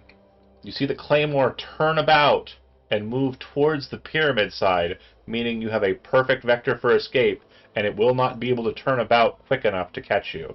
Make a piloting roll. Do so with a +5 circumstance bonus.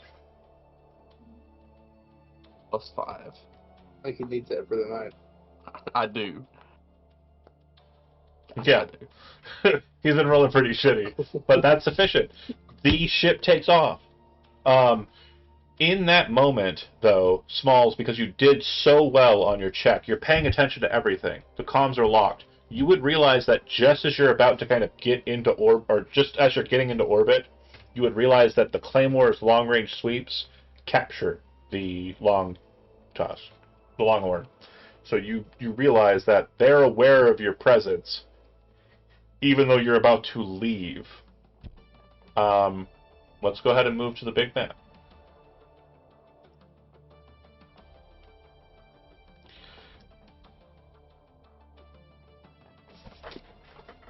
So, you are in orbit, low orbit of Zam. You have options. You need to move quickly. You need to go to ground. You need to find a way to kind of like make sure you... The Claymore is not as fast as you are, but its sensors allow for it to harangue you for a bit. So you definitely need to go somewhere and go somewhere quick that will allow you to kind of lose them.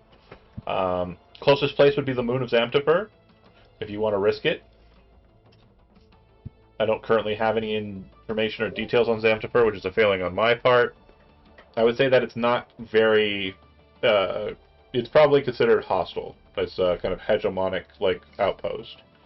Oh, yeah, they were, there's a bunch of them there. That's a bad idea. What were you saying, Kimmy? I'm pretty sure that I wrote down Claymore on Zamtifer.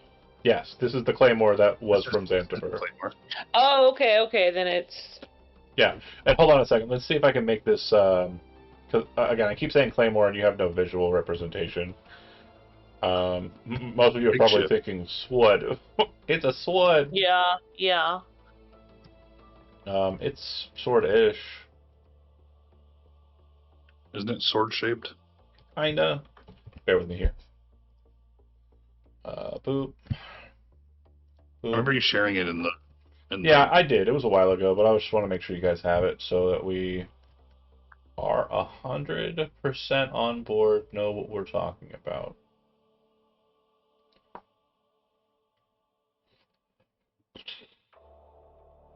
Claymore carrier. And I think this is a good representation. Yes. Oh. Oh, right. Yeah, that's right. Okay. Yep. And that kind of bridge that's kind of on it right now, assume that that's kind of like what a sweep would look like for its scanners. And then it broadsides you with its massive turbo lasers.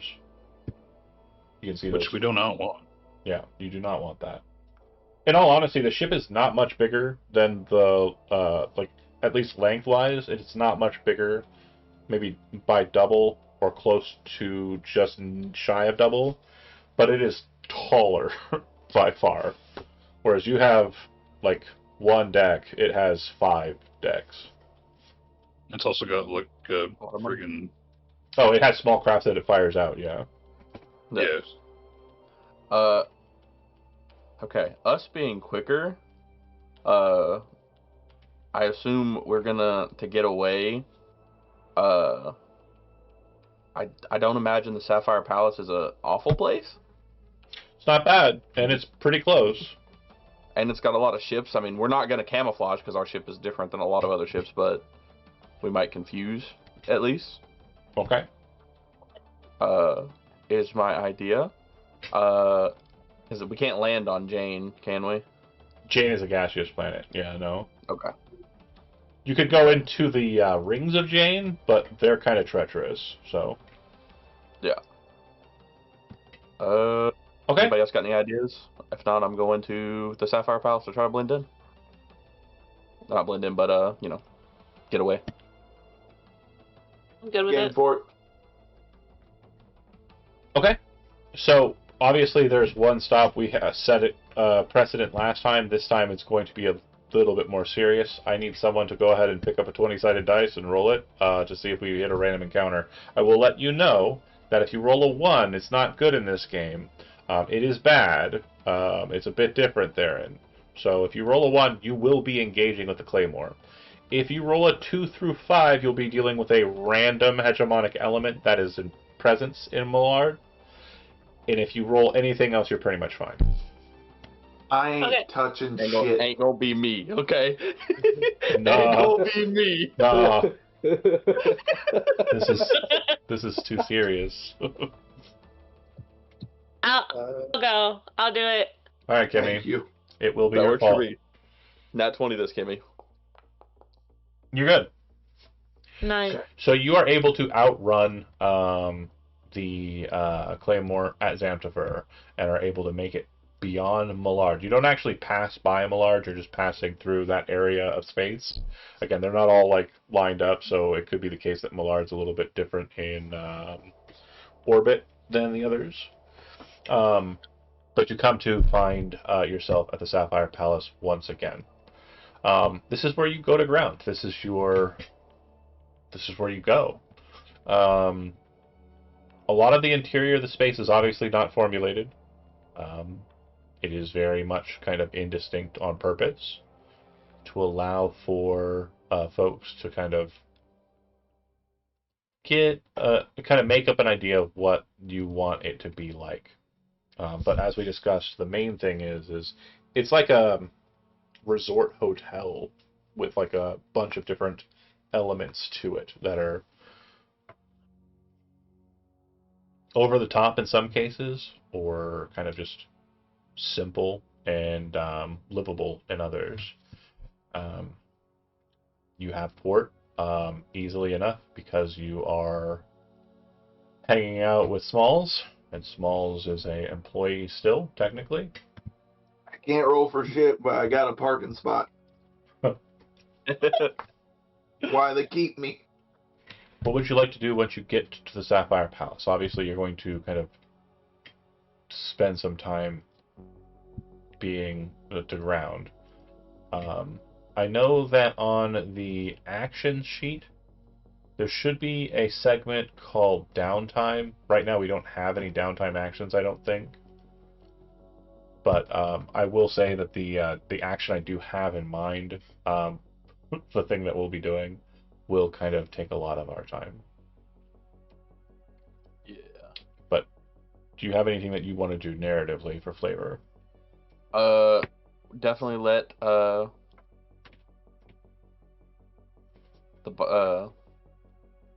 job know that we got the job done. Okay. Do you remember the name of the person that you were hired by? I know it was Bronco Billy Alex. Billix. I knew it was Bill something. Fuck. Almost Okay. remembered it. And where did you meet Bronco? Pretty sure we met him here at the Sapphire Palace. Correct. Okay, Yeah. so you want to coordinate a meet with Bronco?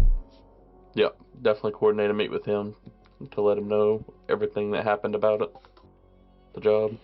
He'll say, yeah, that should work. I got a couple things I need to be doing, maybe later tonight.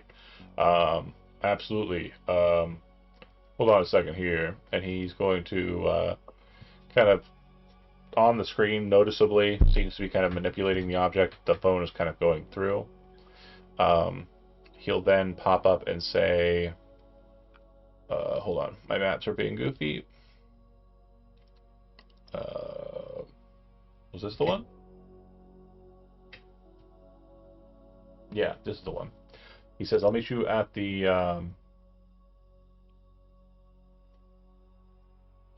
the fuck is the name of this place? Sorry. I'll meet you at the Modad, Modad. Modad is a cantina.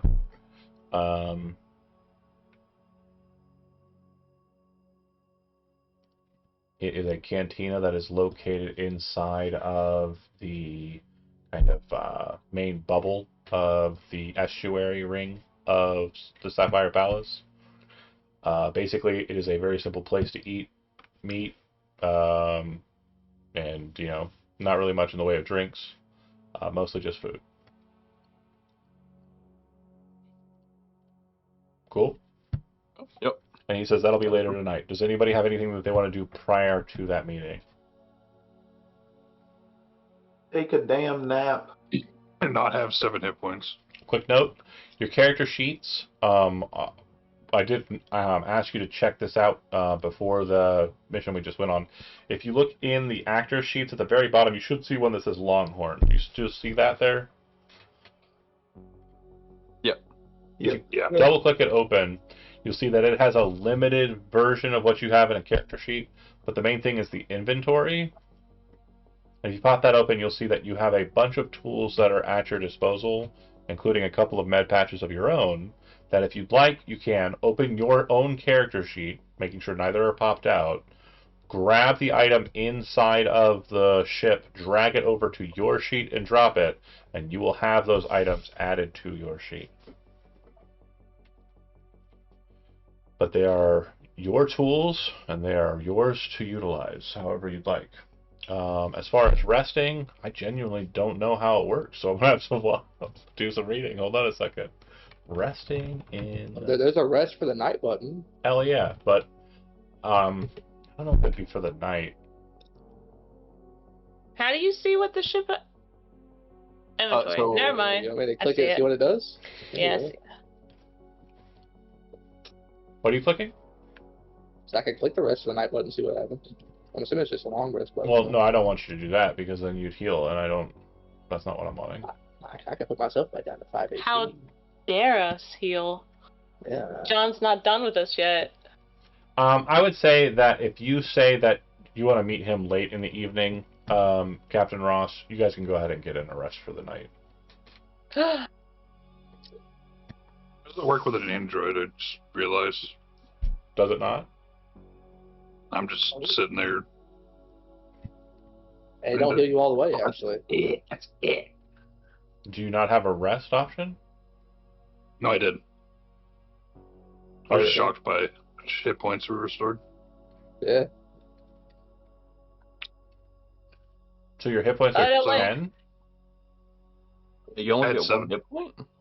Oh, hell yeah. Hold on a second. Let me read. I got 3. I think it I goes got off your one. con mod.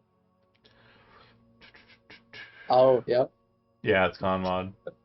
Dan, we played this way too fast and loose. We should have dropped grenades in that thing. Well, a quick note. This is not actually bad because the other thing I need you to do while we're talking is add 2,000 experience to your character sheets and level accordingly.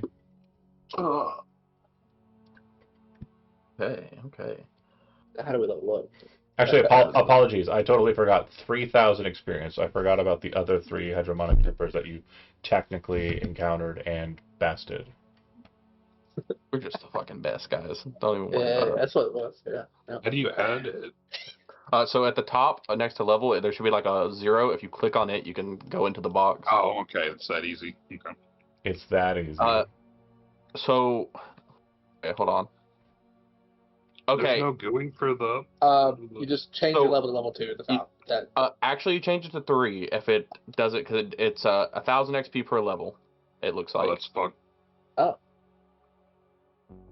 Really? I could be wrong. Oh, Actually, no. Hold on. Somebody check that because I can change what experience I need from 1,000. Yeah. So. That makes sense. It's probably something. Yeah, I assumed it was, like gets higher, not just 1,000 every level. Experience points are awarded. Normally, when a character reaches 1,000 or more experience, they level up, reduce their experience by 1,000, and start progressing towards the next level. Other means of advancement are described in advancement sidebars. You were right. So we level 3? Pause for a second. I think I overdid it. I see where my math is wrong. I overdid it by a lot. Hold on. I'm so sorry. You're good. Put myself back to 1 just in case. Yeah. You're taking Christmas away? Sorry, Pretty you know much. that new game system you just got? Yeah, I need to return that. I was about to start beating people up for real. Rips the game. The Okay. Rips the Game Boy out of your So, hand. this is not a precedent, okay? I want to make sure that you understand that this is not a precedent because a major accomplishment should only be worth 80 experience per person. That's fine. The deadly encounter and the deadly encounter and then the deadly encounter, I think, plus the extremely deadly encounter, I think are a baseline for this introductory period. I'm going to say that it's going to be worth 1,000. So you will go to 1,000, level 2, remove the experience down to 0. And to make sure you understand, when a player character reaches 1,000 experience or more, they level up, reduce their experience by 1,000, and start progressing towards the next level. Advancement speeds are a thing that I need to take into account. I thought I was going to do it in kind of like a milestone type of way, but it does seem that these are kind of already present. The experience number are effectively something that's granted for accomplishments, not so much for adversaries. makes sense. And the adversaries that you fought were your party level plus 3. Which Yeah, means we could. they were worth each like 120. So, again, I think I'm fair in saying 1,000's fine, but do not take this as a precedent because I will be doing my numbers. I'm bad at math, and you're getting a reward for it because I do not want to take Christmas away. I feel like you did do cool stuff, so. Does leveling up set our HP back at max? No. No, Okay. it basically it looks like it almost doubles your XP or your Yeah, HP. I So saw it that. add the modifier on as it does. All right, and feel free It to. did put me to 21. Huh. Yeah, I'm also 21 now. So it did actually put you to max hit points. No. Oh, okay. I'm just a 13. I'm at 12. Oh, that's why we're besties. It apparently rolled me a 10 for my con, so that's cool.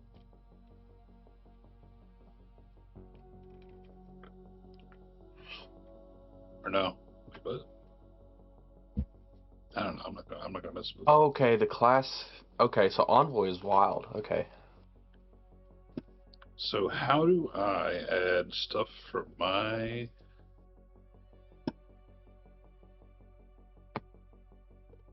Oh, so I can gain spells from this. Okay.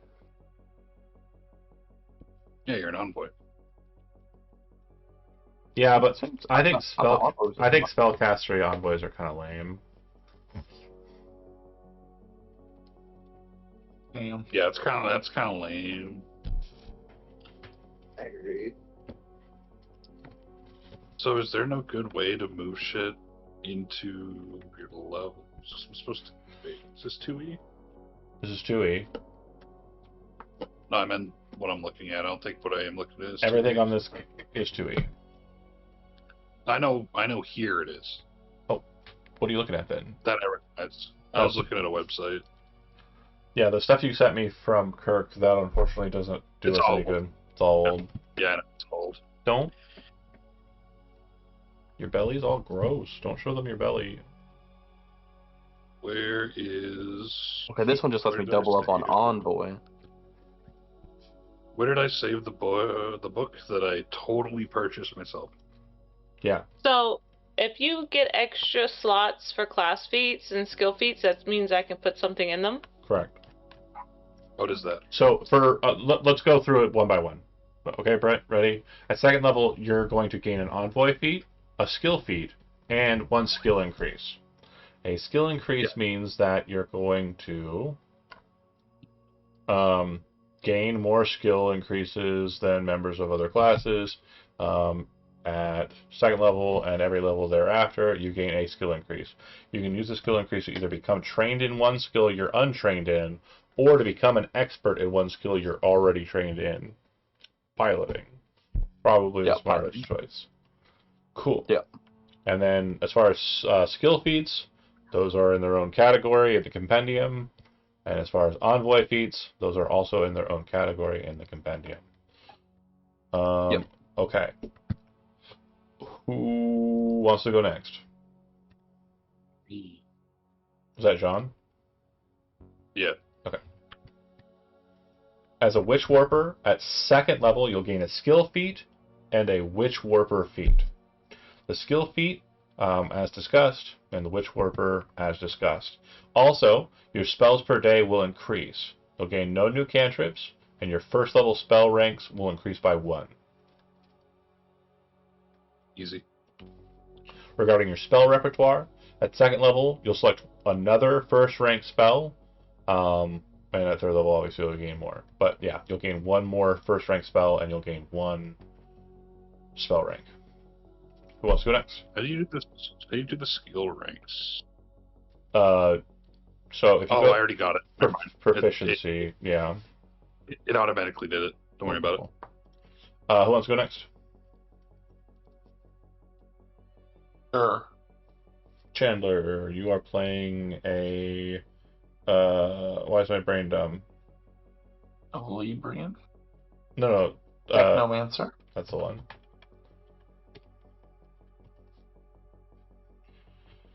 As a Technomancer, they are in playtest, so second level skill feat, second level Technomancer feat.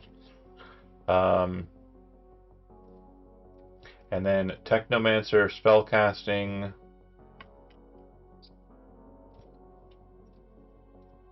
It looks as though at magical hacks you'll gain 1 first level in addition to the magical hacks you already had present. Okay. Okay. Kimmy, Travis, you guys good? Oh, what is it for mechanic? Sure. I can't look it up in the book. I'm pretty sure, yeah, because they're a playtest. I'm pretty sure it's going to be similar to everybody else. It's going to be skill feat plus mechanic feat, but let me check. I think it was. I didn't see nothing else. I don't think you guys get spells, mechanics. Mm-mm. Mechanic feat, skill feat. Yep. Thank you. Mm-hmm. Suggestions that you might be interested in. Oh, Travis, do you need help? I think I got it. Okay, cool. Suggestions, if you're interested, for the envoy, I would say that a really good feat for you to have would be watch out. But you could also take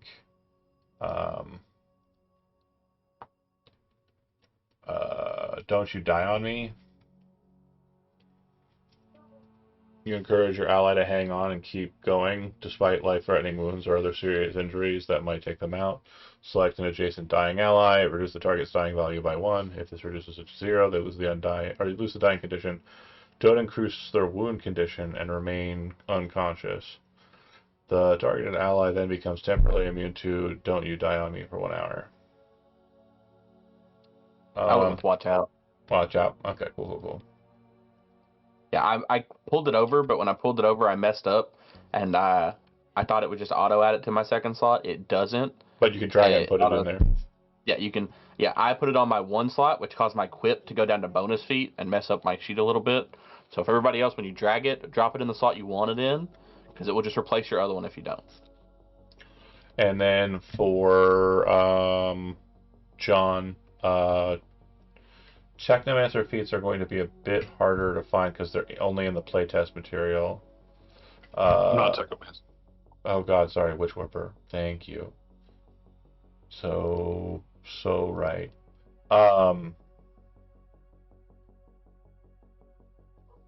Warp wounds if you're trying to be a bit more healy, but probably not.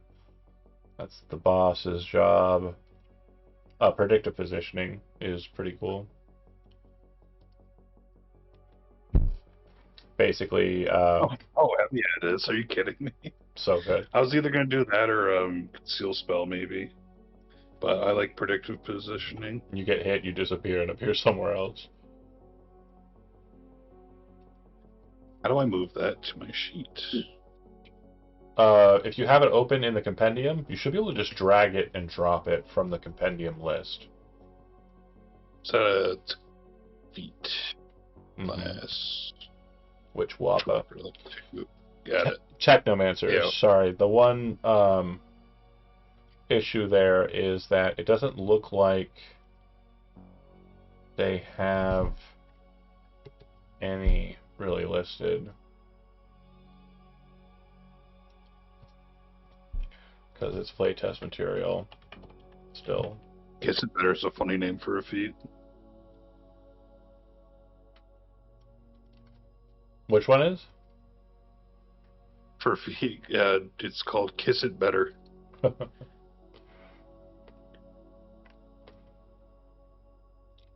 The Technomancer class feats only have first and second level stuff right now. Counterspell, Denial of Safety, Incognito Spell, Programming Prodigy, Signal Boost, Spell Circuit. Let me go ahead and just send these over to you, Chandler. Okay.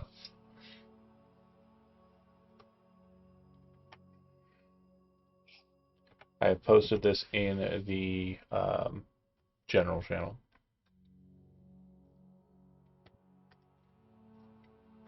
And I'm pretty sure they're supposed to be in here somewhere, but I don't know where.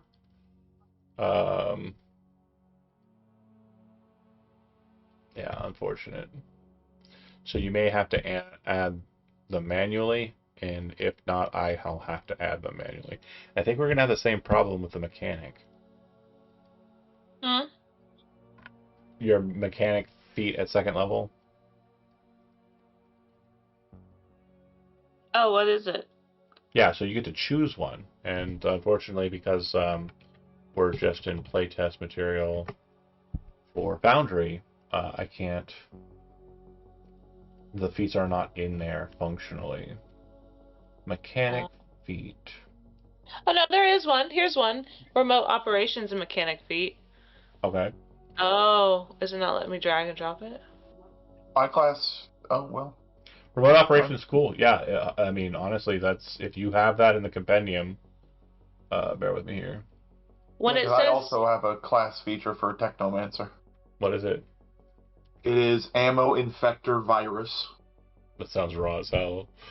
Yeah. Okay, yeah, so it looks like it's preloading them based on other choices. I'd say lock in with those.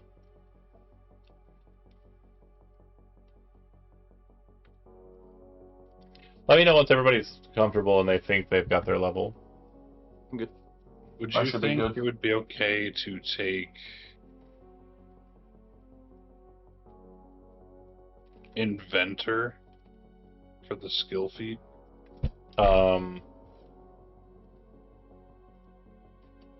Bear with me here. I mean, Says the GM might allow you to invent uncommon or rare formulas, typically with an increased DC. I figured I could do something related. Inventor is a second level skill feat. Yeah, that's fine. Okay. It just said the GM might allow you, so I wanted to see if that's something you're okay doing. So it looks like you'll need a magical crafting feat as well to be able to do that. So just, Yep, gets magical crafting. you should probably Does take the other one? Yeah. Yeah, that's what I did. Okay. And you have expert tier in crafting? No. Can't take either of those feats. Did I read that wrong? Oh. Let me delete it and I'll look for something else. You don't have any proficiencies, buddy. What? You have deception trained. Am I supposed to have more? Yeah, a bit. Hold up. The Warper.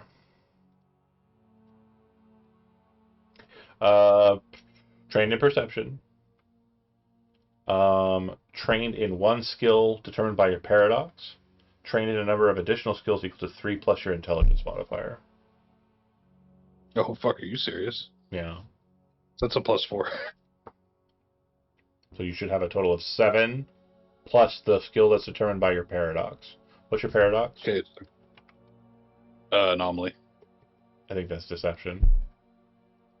Yeah, that's the deception. Then wanted me to choose how more? 7? Yeah. And then you should also have some for being an android or bot in this case. They probably added those already. No, because you only have one, and we know where it came from. Well, let's fix this. So now I'm training crafting. But you're not an expert at it. Oh, I see. More issues arise. You gain no skills for being an android. Too bad. You are a void core android. You have void healing, which means you're damaged by vitality damage and not healed by healing vitality effects. And you don't take void damage and are healed by void effects that heal undead. Got it. Oh shit, that's nuts. I can heal myself. Yes, but nobody else can heal you. Med kit will not work on you. Well, no, I figured it might be a repair kit, but now it's a void kit. Yeah. Or void damage, okay. That's right. So I can just cantrip myself to You're healed by void effects, not void damage. Oh, effects, yeah. Okay.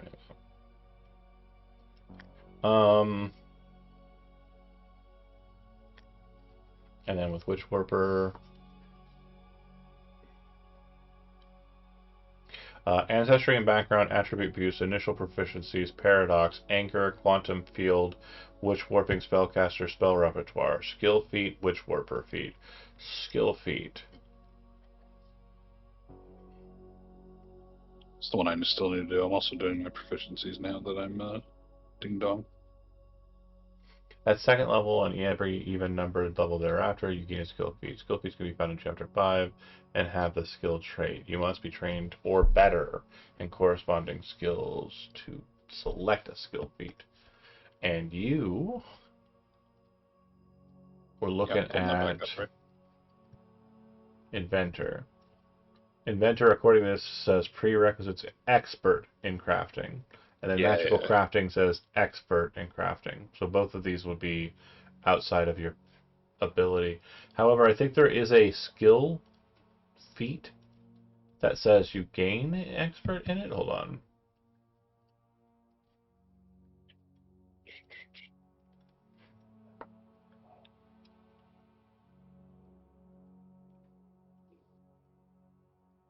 These all require you to be expert. What the hell? Maybe we're supposed to do All level 2 ones say you have to be expert. Yeah, but how do you? I looked at it. How do you get expert in a skill? Skill training is a level 1 feat.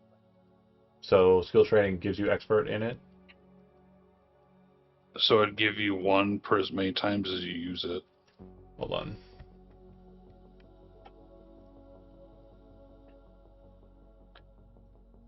Maybe you're supposed to take skills. Yeah, but you only become trained with skill training.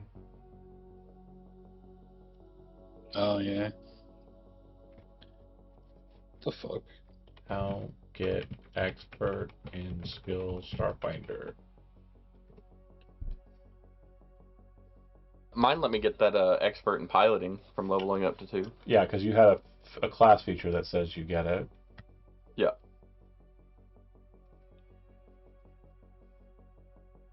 Because experts are after trained.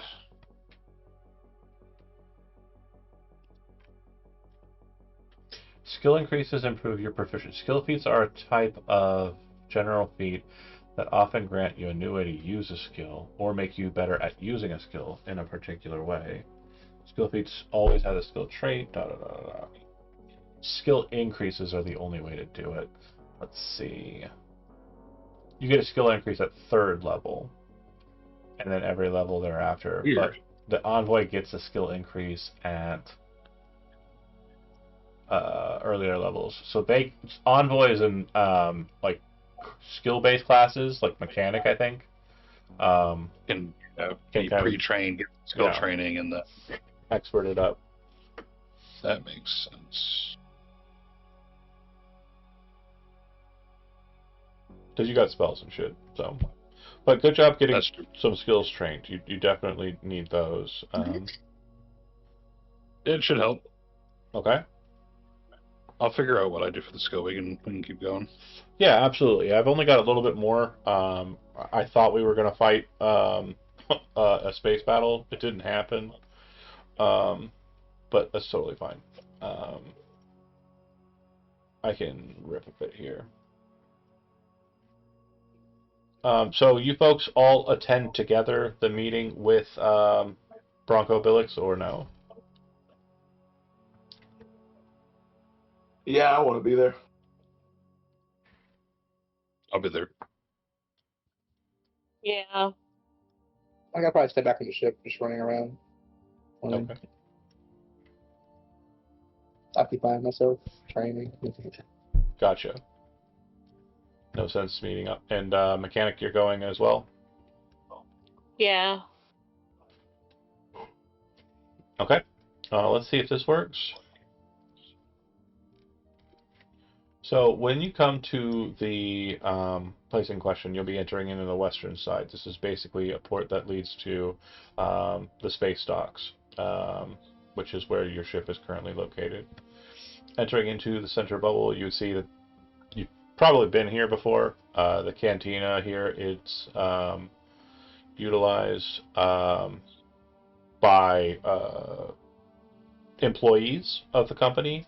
It's also utilized by people who are kind of just looking for a quick and cheap bite to eat before making their way out of the Sapphire Palace. Basically, this is like an MCL. This is like a it's kind of just a hovel. There are no people on the map because I don't have a lot of tokens so far. So as yet, I'm working on it. But there are people behind the counter that are serving food. Looks like they also have very cheap alcohols on tap. I'm getting feedback. Is anybody else hearing that? Might be me. You silly. But what you'll notice is that Bronco Billix is located in this space. It does look like he's taken up the kind of small table here on the southern side of the room. When he sees you, he'll kind of like wave you over. Bronco Billix, again, also not drawn, also working on drawing other NPCs. Sorry for my lameness, but Bronco Billix is very much a southern car salesman. If you've ever watched the show Cowboy Bebop and you're familiar with like the Bounty show, Bounty Law, where they like show people who have a bounty against them, and they're those two people who are kind of in dress up with very terrible accents. That's this guy. He does appear to have a guard with him. The guard in question is our first example of a Haroon.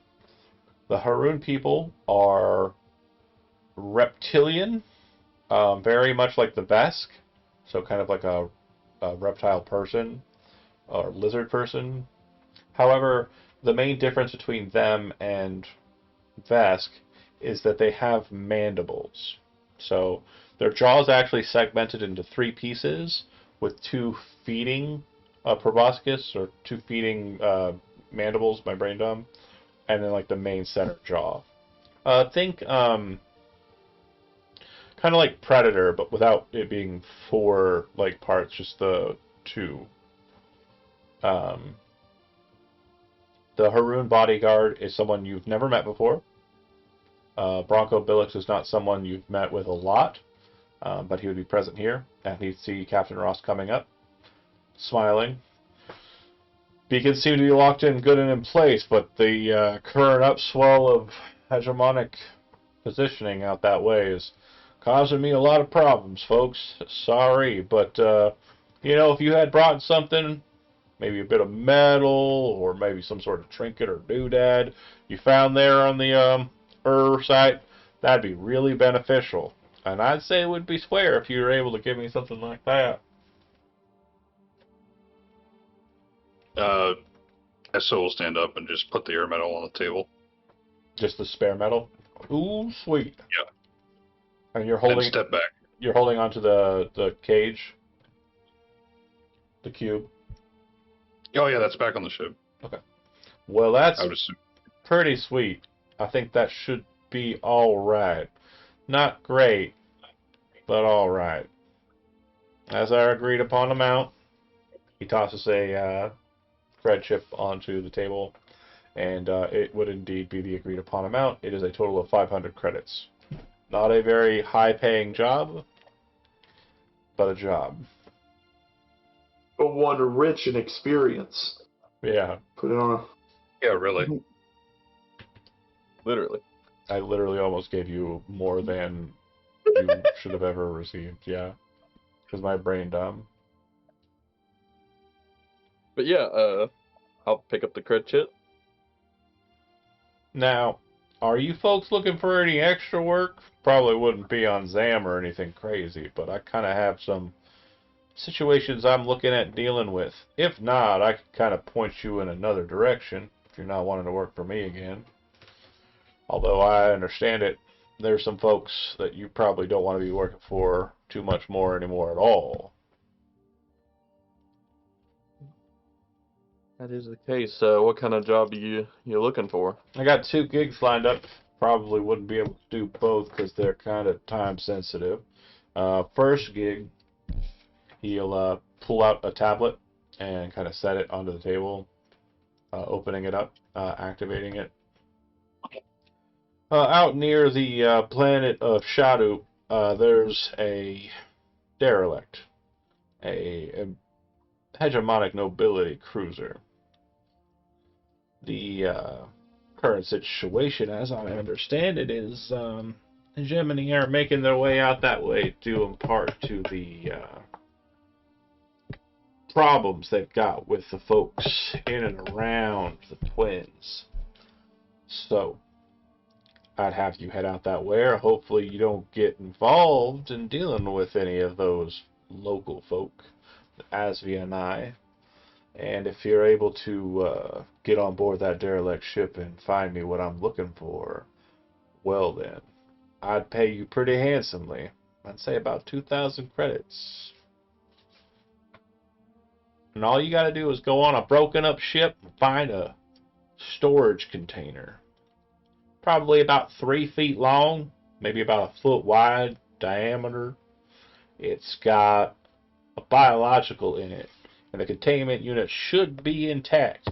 If it's not, I'll pay you less, probably about 500, if you're just bringing me back the thing dead. But if you're able to get that thing intact, bring it back to me nice and neat, 2,000.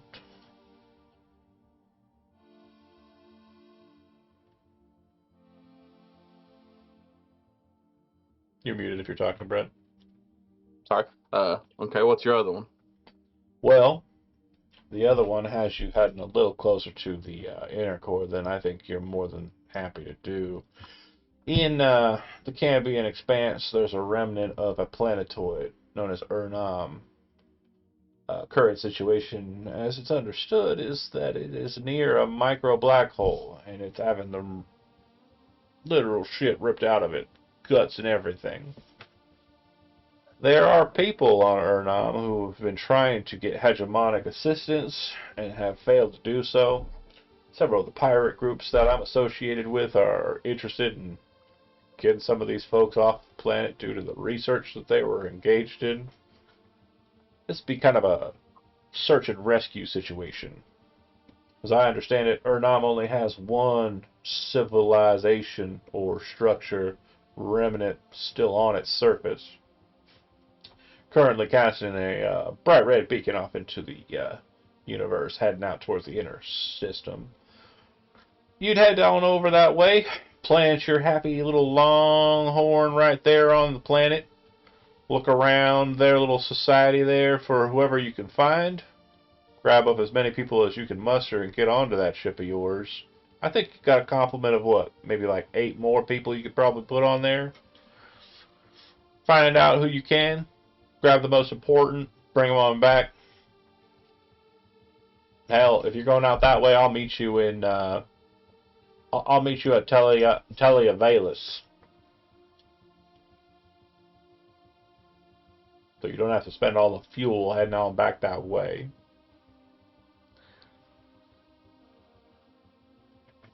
Okay. Let's see. Yeah, okay. I'm not a big fan of going towards, like, this is out of character. I'm not a big fan of going towards the inner one, just because of character things.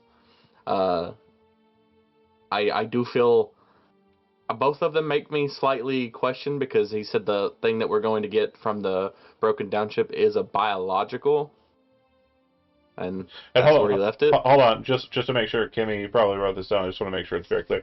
The container is about 3 feet long and about 1 foot in diameter round, and inside there's a biological in there. Don't know if that's It's Whittle. I don't know if that's causing you to have any flashbacks to anything that you might have procured on a derelict ship before. Oh my god. No, at all. It's what did we call them? It's a lip egg. A lip bag, yeah.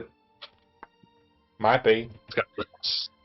Sure sounds like it might be. It's it's a night beast. Yeah. If he's willing to pay you 2,000, it's something very important. And We can get more for it.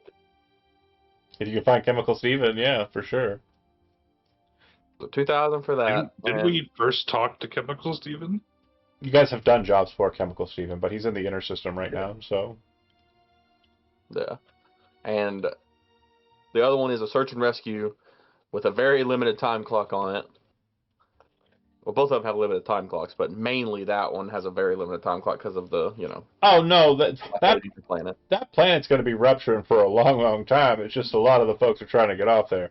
I'm mainly interested in you and just helping anybody out just because I like to stay in the good graces of the pirate folk that I'm associated with. But I will say, there is one person on the planet of Erdnov that the planetoid, sorry, apologies. It's not a planet anymore since most of its entirety and its weight has been ripped apart. It's a little more than an asteroid at this point. But there is one person I'd be interested in you making sure you kind of have priority seating on your longhorn there. And if you take that job, I'll give you the details. Outside of that, not really interested in telling you too much, so I'm going to have to repeat myself to some other spacer that I'm going to have to find to do that job if you don't do that one and do the other. Okay. And the pay difference on that one is? Well, if you get the folks there on the off planet, then you can get me, I'd say I'd pay you 100 credits per person you can get off planet.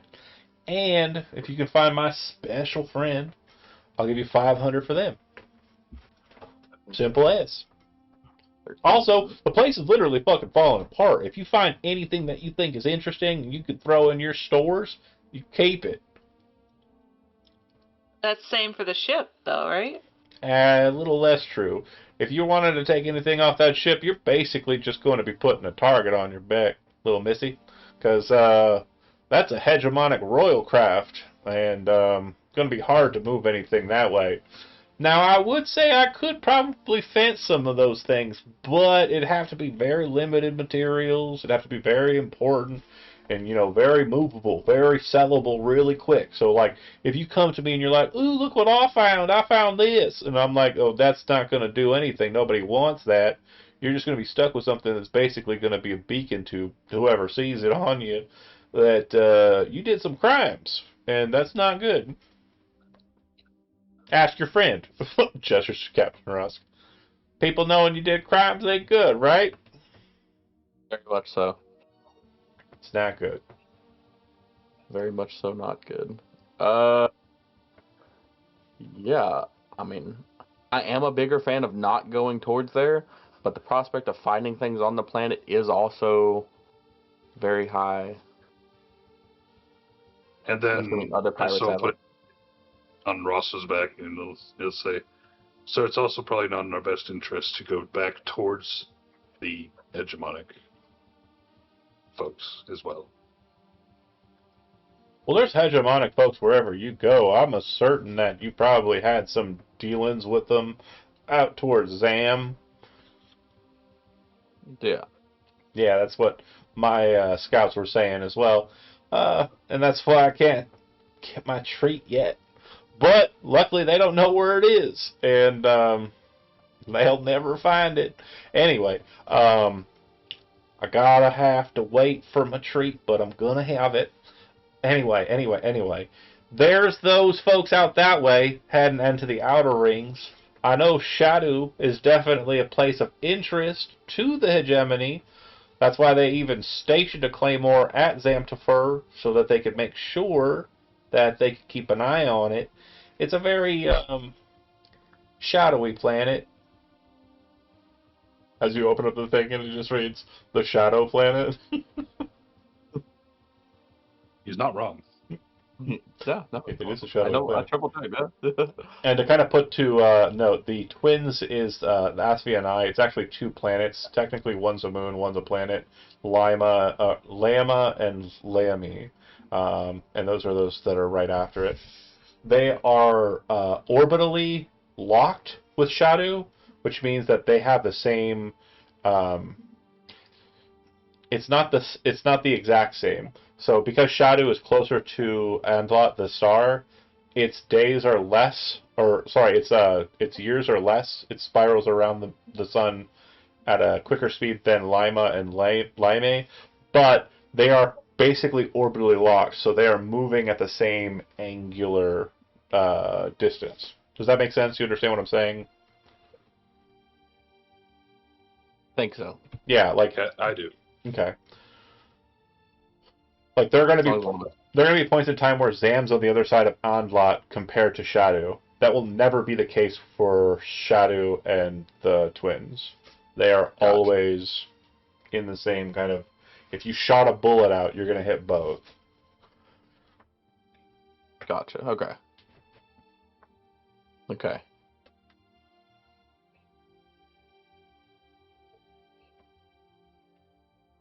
So, we don't know how many pirates have already taken from the one planet. We know what if we get the one, it's a guaranteed high payday as long as it's not damaged or anything. And it's farther away from the inner circle. Has a higher risk of hegemony, I would assume, since it's a hegemony royal ship. But I mean, if we go to the other, we have to pick 8 people to save off that planet. 7, because we have one specific one we need. But how do you choose? We don't know how many. How do we choose 7? I think there's only like 50 or 60 living people still on Urnam, so I guess it wouldn't be too hard to choose, you know. Yeah. And honestly, I mean, it doesn't really matter if you think about it. You're getting paid 100 regardless of whoever it is. So you take whoever has the biggest sob story or who has the biggest cred ship to hand over to you. Maybe somebody's got some, bits and baubles they want to, take along with them. An heirloom they want to give you? Yeah. Look. Maybe they could pick us. Yeah. Yeah. He said, look, you're right. It's going to be hard for you to choose and leave some people to their potential demise. I understand. But if you think about it this way, you ain't changing nothing for them. They're already going to die. So that's too bad for them. Wow. Yeah. Wow, indeed. We just killed multiple people. What are we? Yeah, and possibly led to the deaths of several other people back at the tavern that you ran away from instead of fighting the hegemony there. I think we could pick a couple people. I could do it rather quickly. I would look at the first 7 and say, you made it in line. No. If anybody behind you folk can, well, I don't know why I'm doing the accent. If anybody behind you folk can, make your case real quickly. All forms of currency are accepted. Yep. Oh my gosh. So yeah, I mean that's our best bet.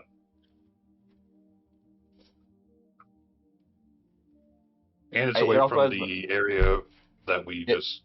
It has the highest percentage of loot possibility as well. Oh, something was just about to be said. I want you to finish that point, John. It's further away from the thing we just did. Yes. And why is that I think important? that's the most important. Because they're looking for us. Heat. Oh, heat! It exists in this game too, baby. So, if you guys are messing around the same star system, the same planetoids, the same planets, etc., for too many jobs, it's going to be a problem. Your star ratio is going to raise, and the next thing you know, you've got the National Guard on you. We need to go somewhere else. That would be smart. Okay. So it sounds like we're interested in heading to Urnam. And again, my write-up on that is not quite done. But it is in the Cambion Expanse. What we know about the Cambion Expanse is it is a massive asteroid belt in between Diva and Haris. It is where one of you comes from. The Parish of the Undying Light is located inside the Expanse on an asteroid called Celeste. And then Urnam is going to there real quick. Urnam, as mentioned, has a micro black hole near it that is decimating it.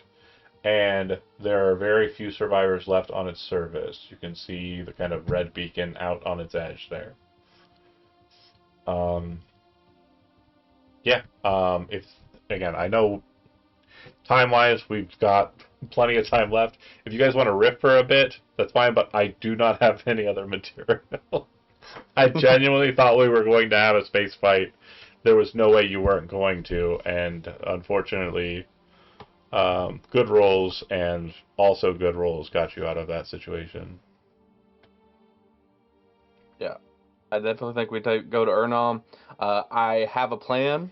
So once we'll accept the job, yep, we'll take the job for Ernam, and then get the details on the specific person he wants us to save. Mm-hmm. Once we get all that, when we're back at the ship making the plan, for the other 7 people, it's whoever offers us the best. We are 100% offering them to buy their own lives. You're gonna say that Whatever to money they have. a woman carrying a child? I mean, hey, we could probably fit more. We could probably fit a woman and a child on Hold as on, one person. Hold on. No, this is a good opportunity for role playing though. So you are friends with Twee, and Twee's like, I don't like it. I don't like this one. hold on. Make it make sense. Make it make money. How many people are you rescuing if you rescue a pregnant lady with a baby inside of her? That's 2. That means you can get 200 credits instead of 100 credits for 1 seat. Oh my god. I love that thought. Use the thought. You gotta use the brains. The brains are where we're at. Yes. She's right. You should be charitable to a pregnant lady with twins, especially. Damn. Yes. Yes, we're all gonna pull up, and I'm just gonna start yelling. Pregnant ones to the front, twins mainly. If your species can hold many, please come to the very front. The cat lady, you're like, ooh, she is pregnant. On the ship. Is there like a fish people? No, not that I'm aware of. There probably are. There probably are, but like, I think That's you a solid, 1,000 at least. I think you and Billix would probably be having a fight at that point. I ain't paying you no million credits. Crazy You man. said one per. You crazy motherfucker. There were no members of the species on the planet. How did we planted? We brought her with us to the planet, put her on the planet, then took her off. Off the planet, rescued her. Oh, Bubba. That's a good thought. Do we count as part of the credit? No. Dang. You've gone too far. But yeah.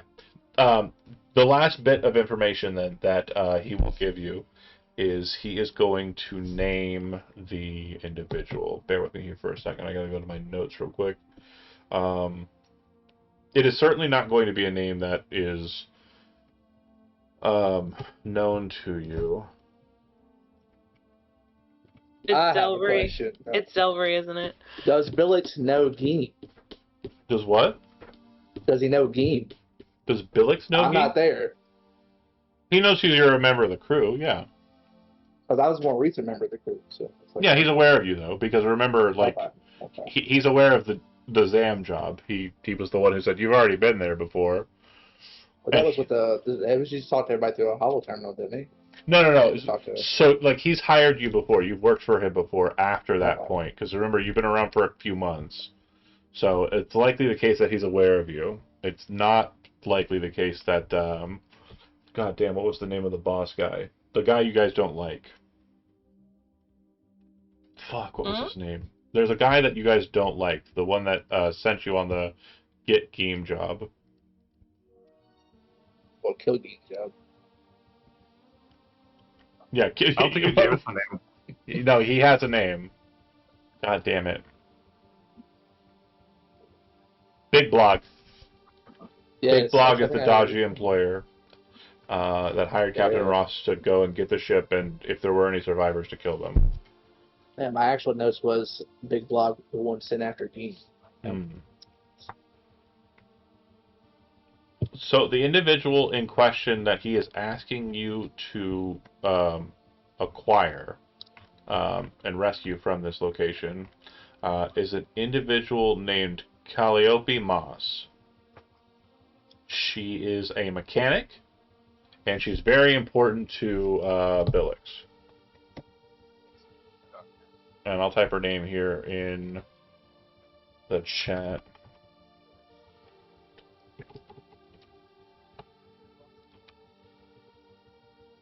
Okay.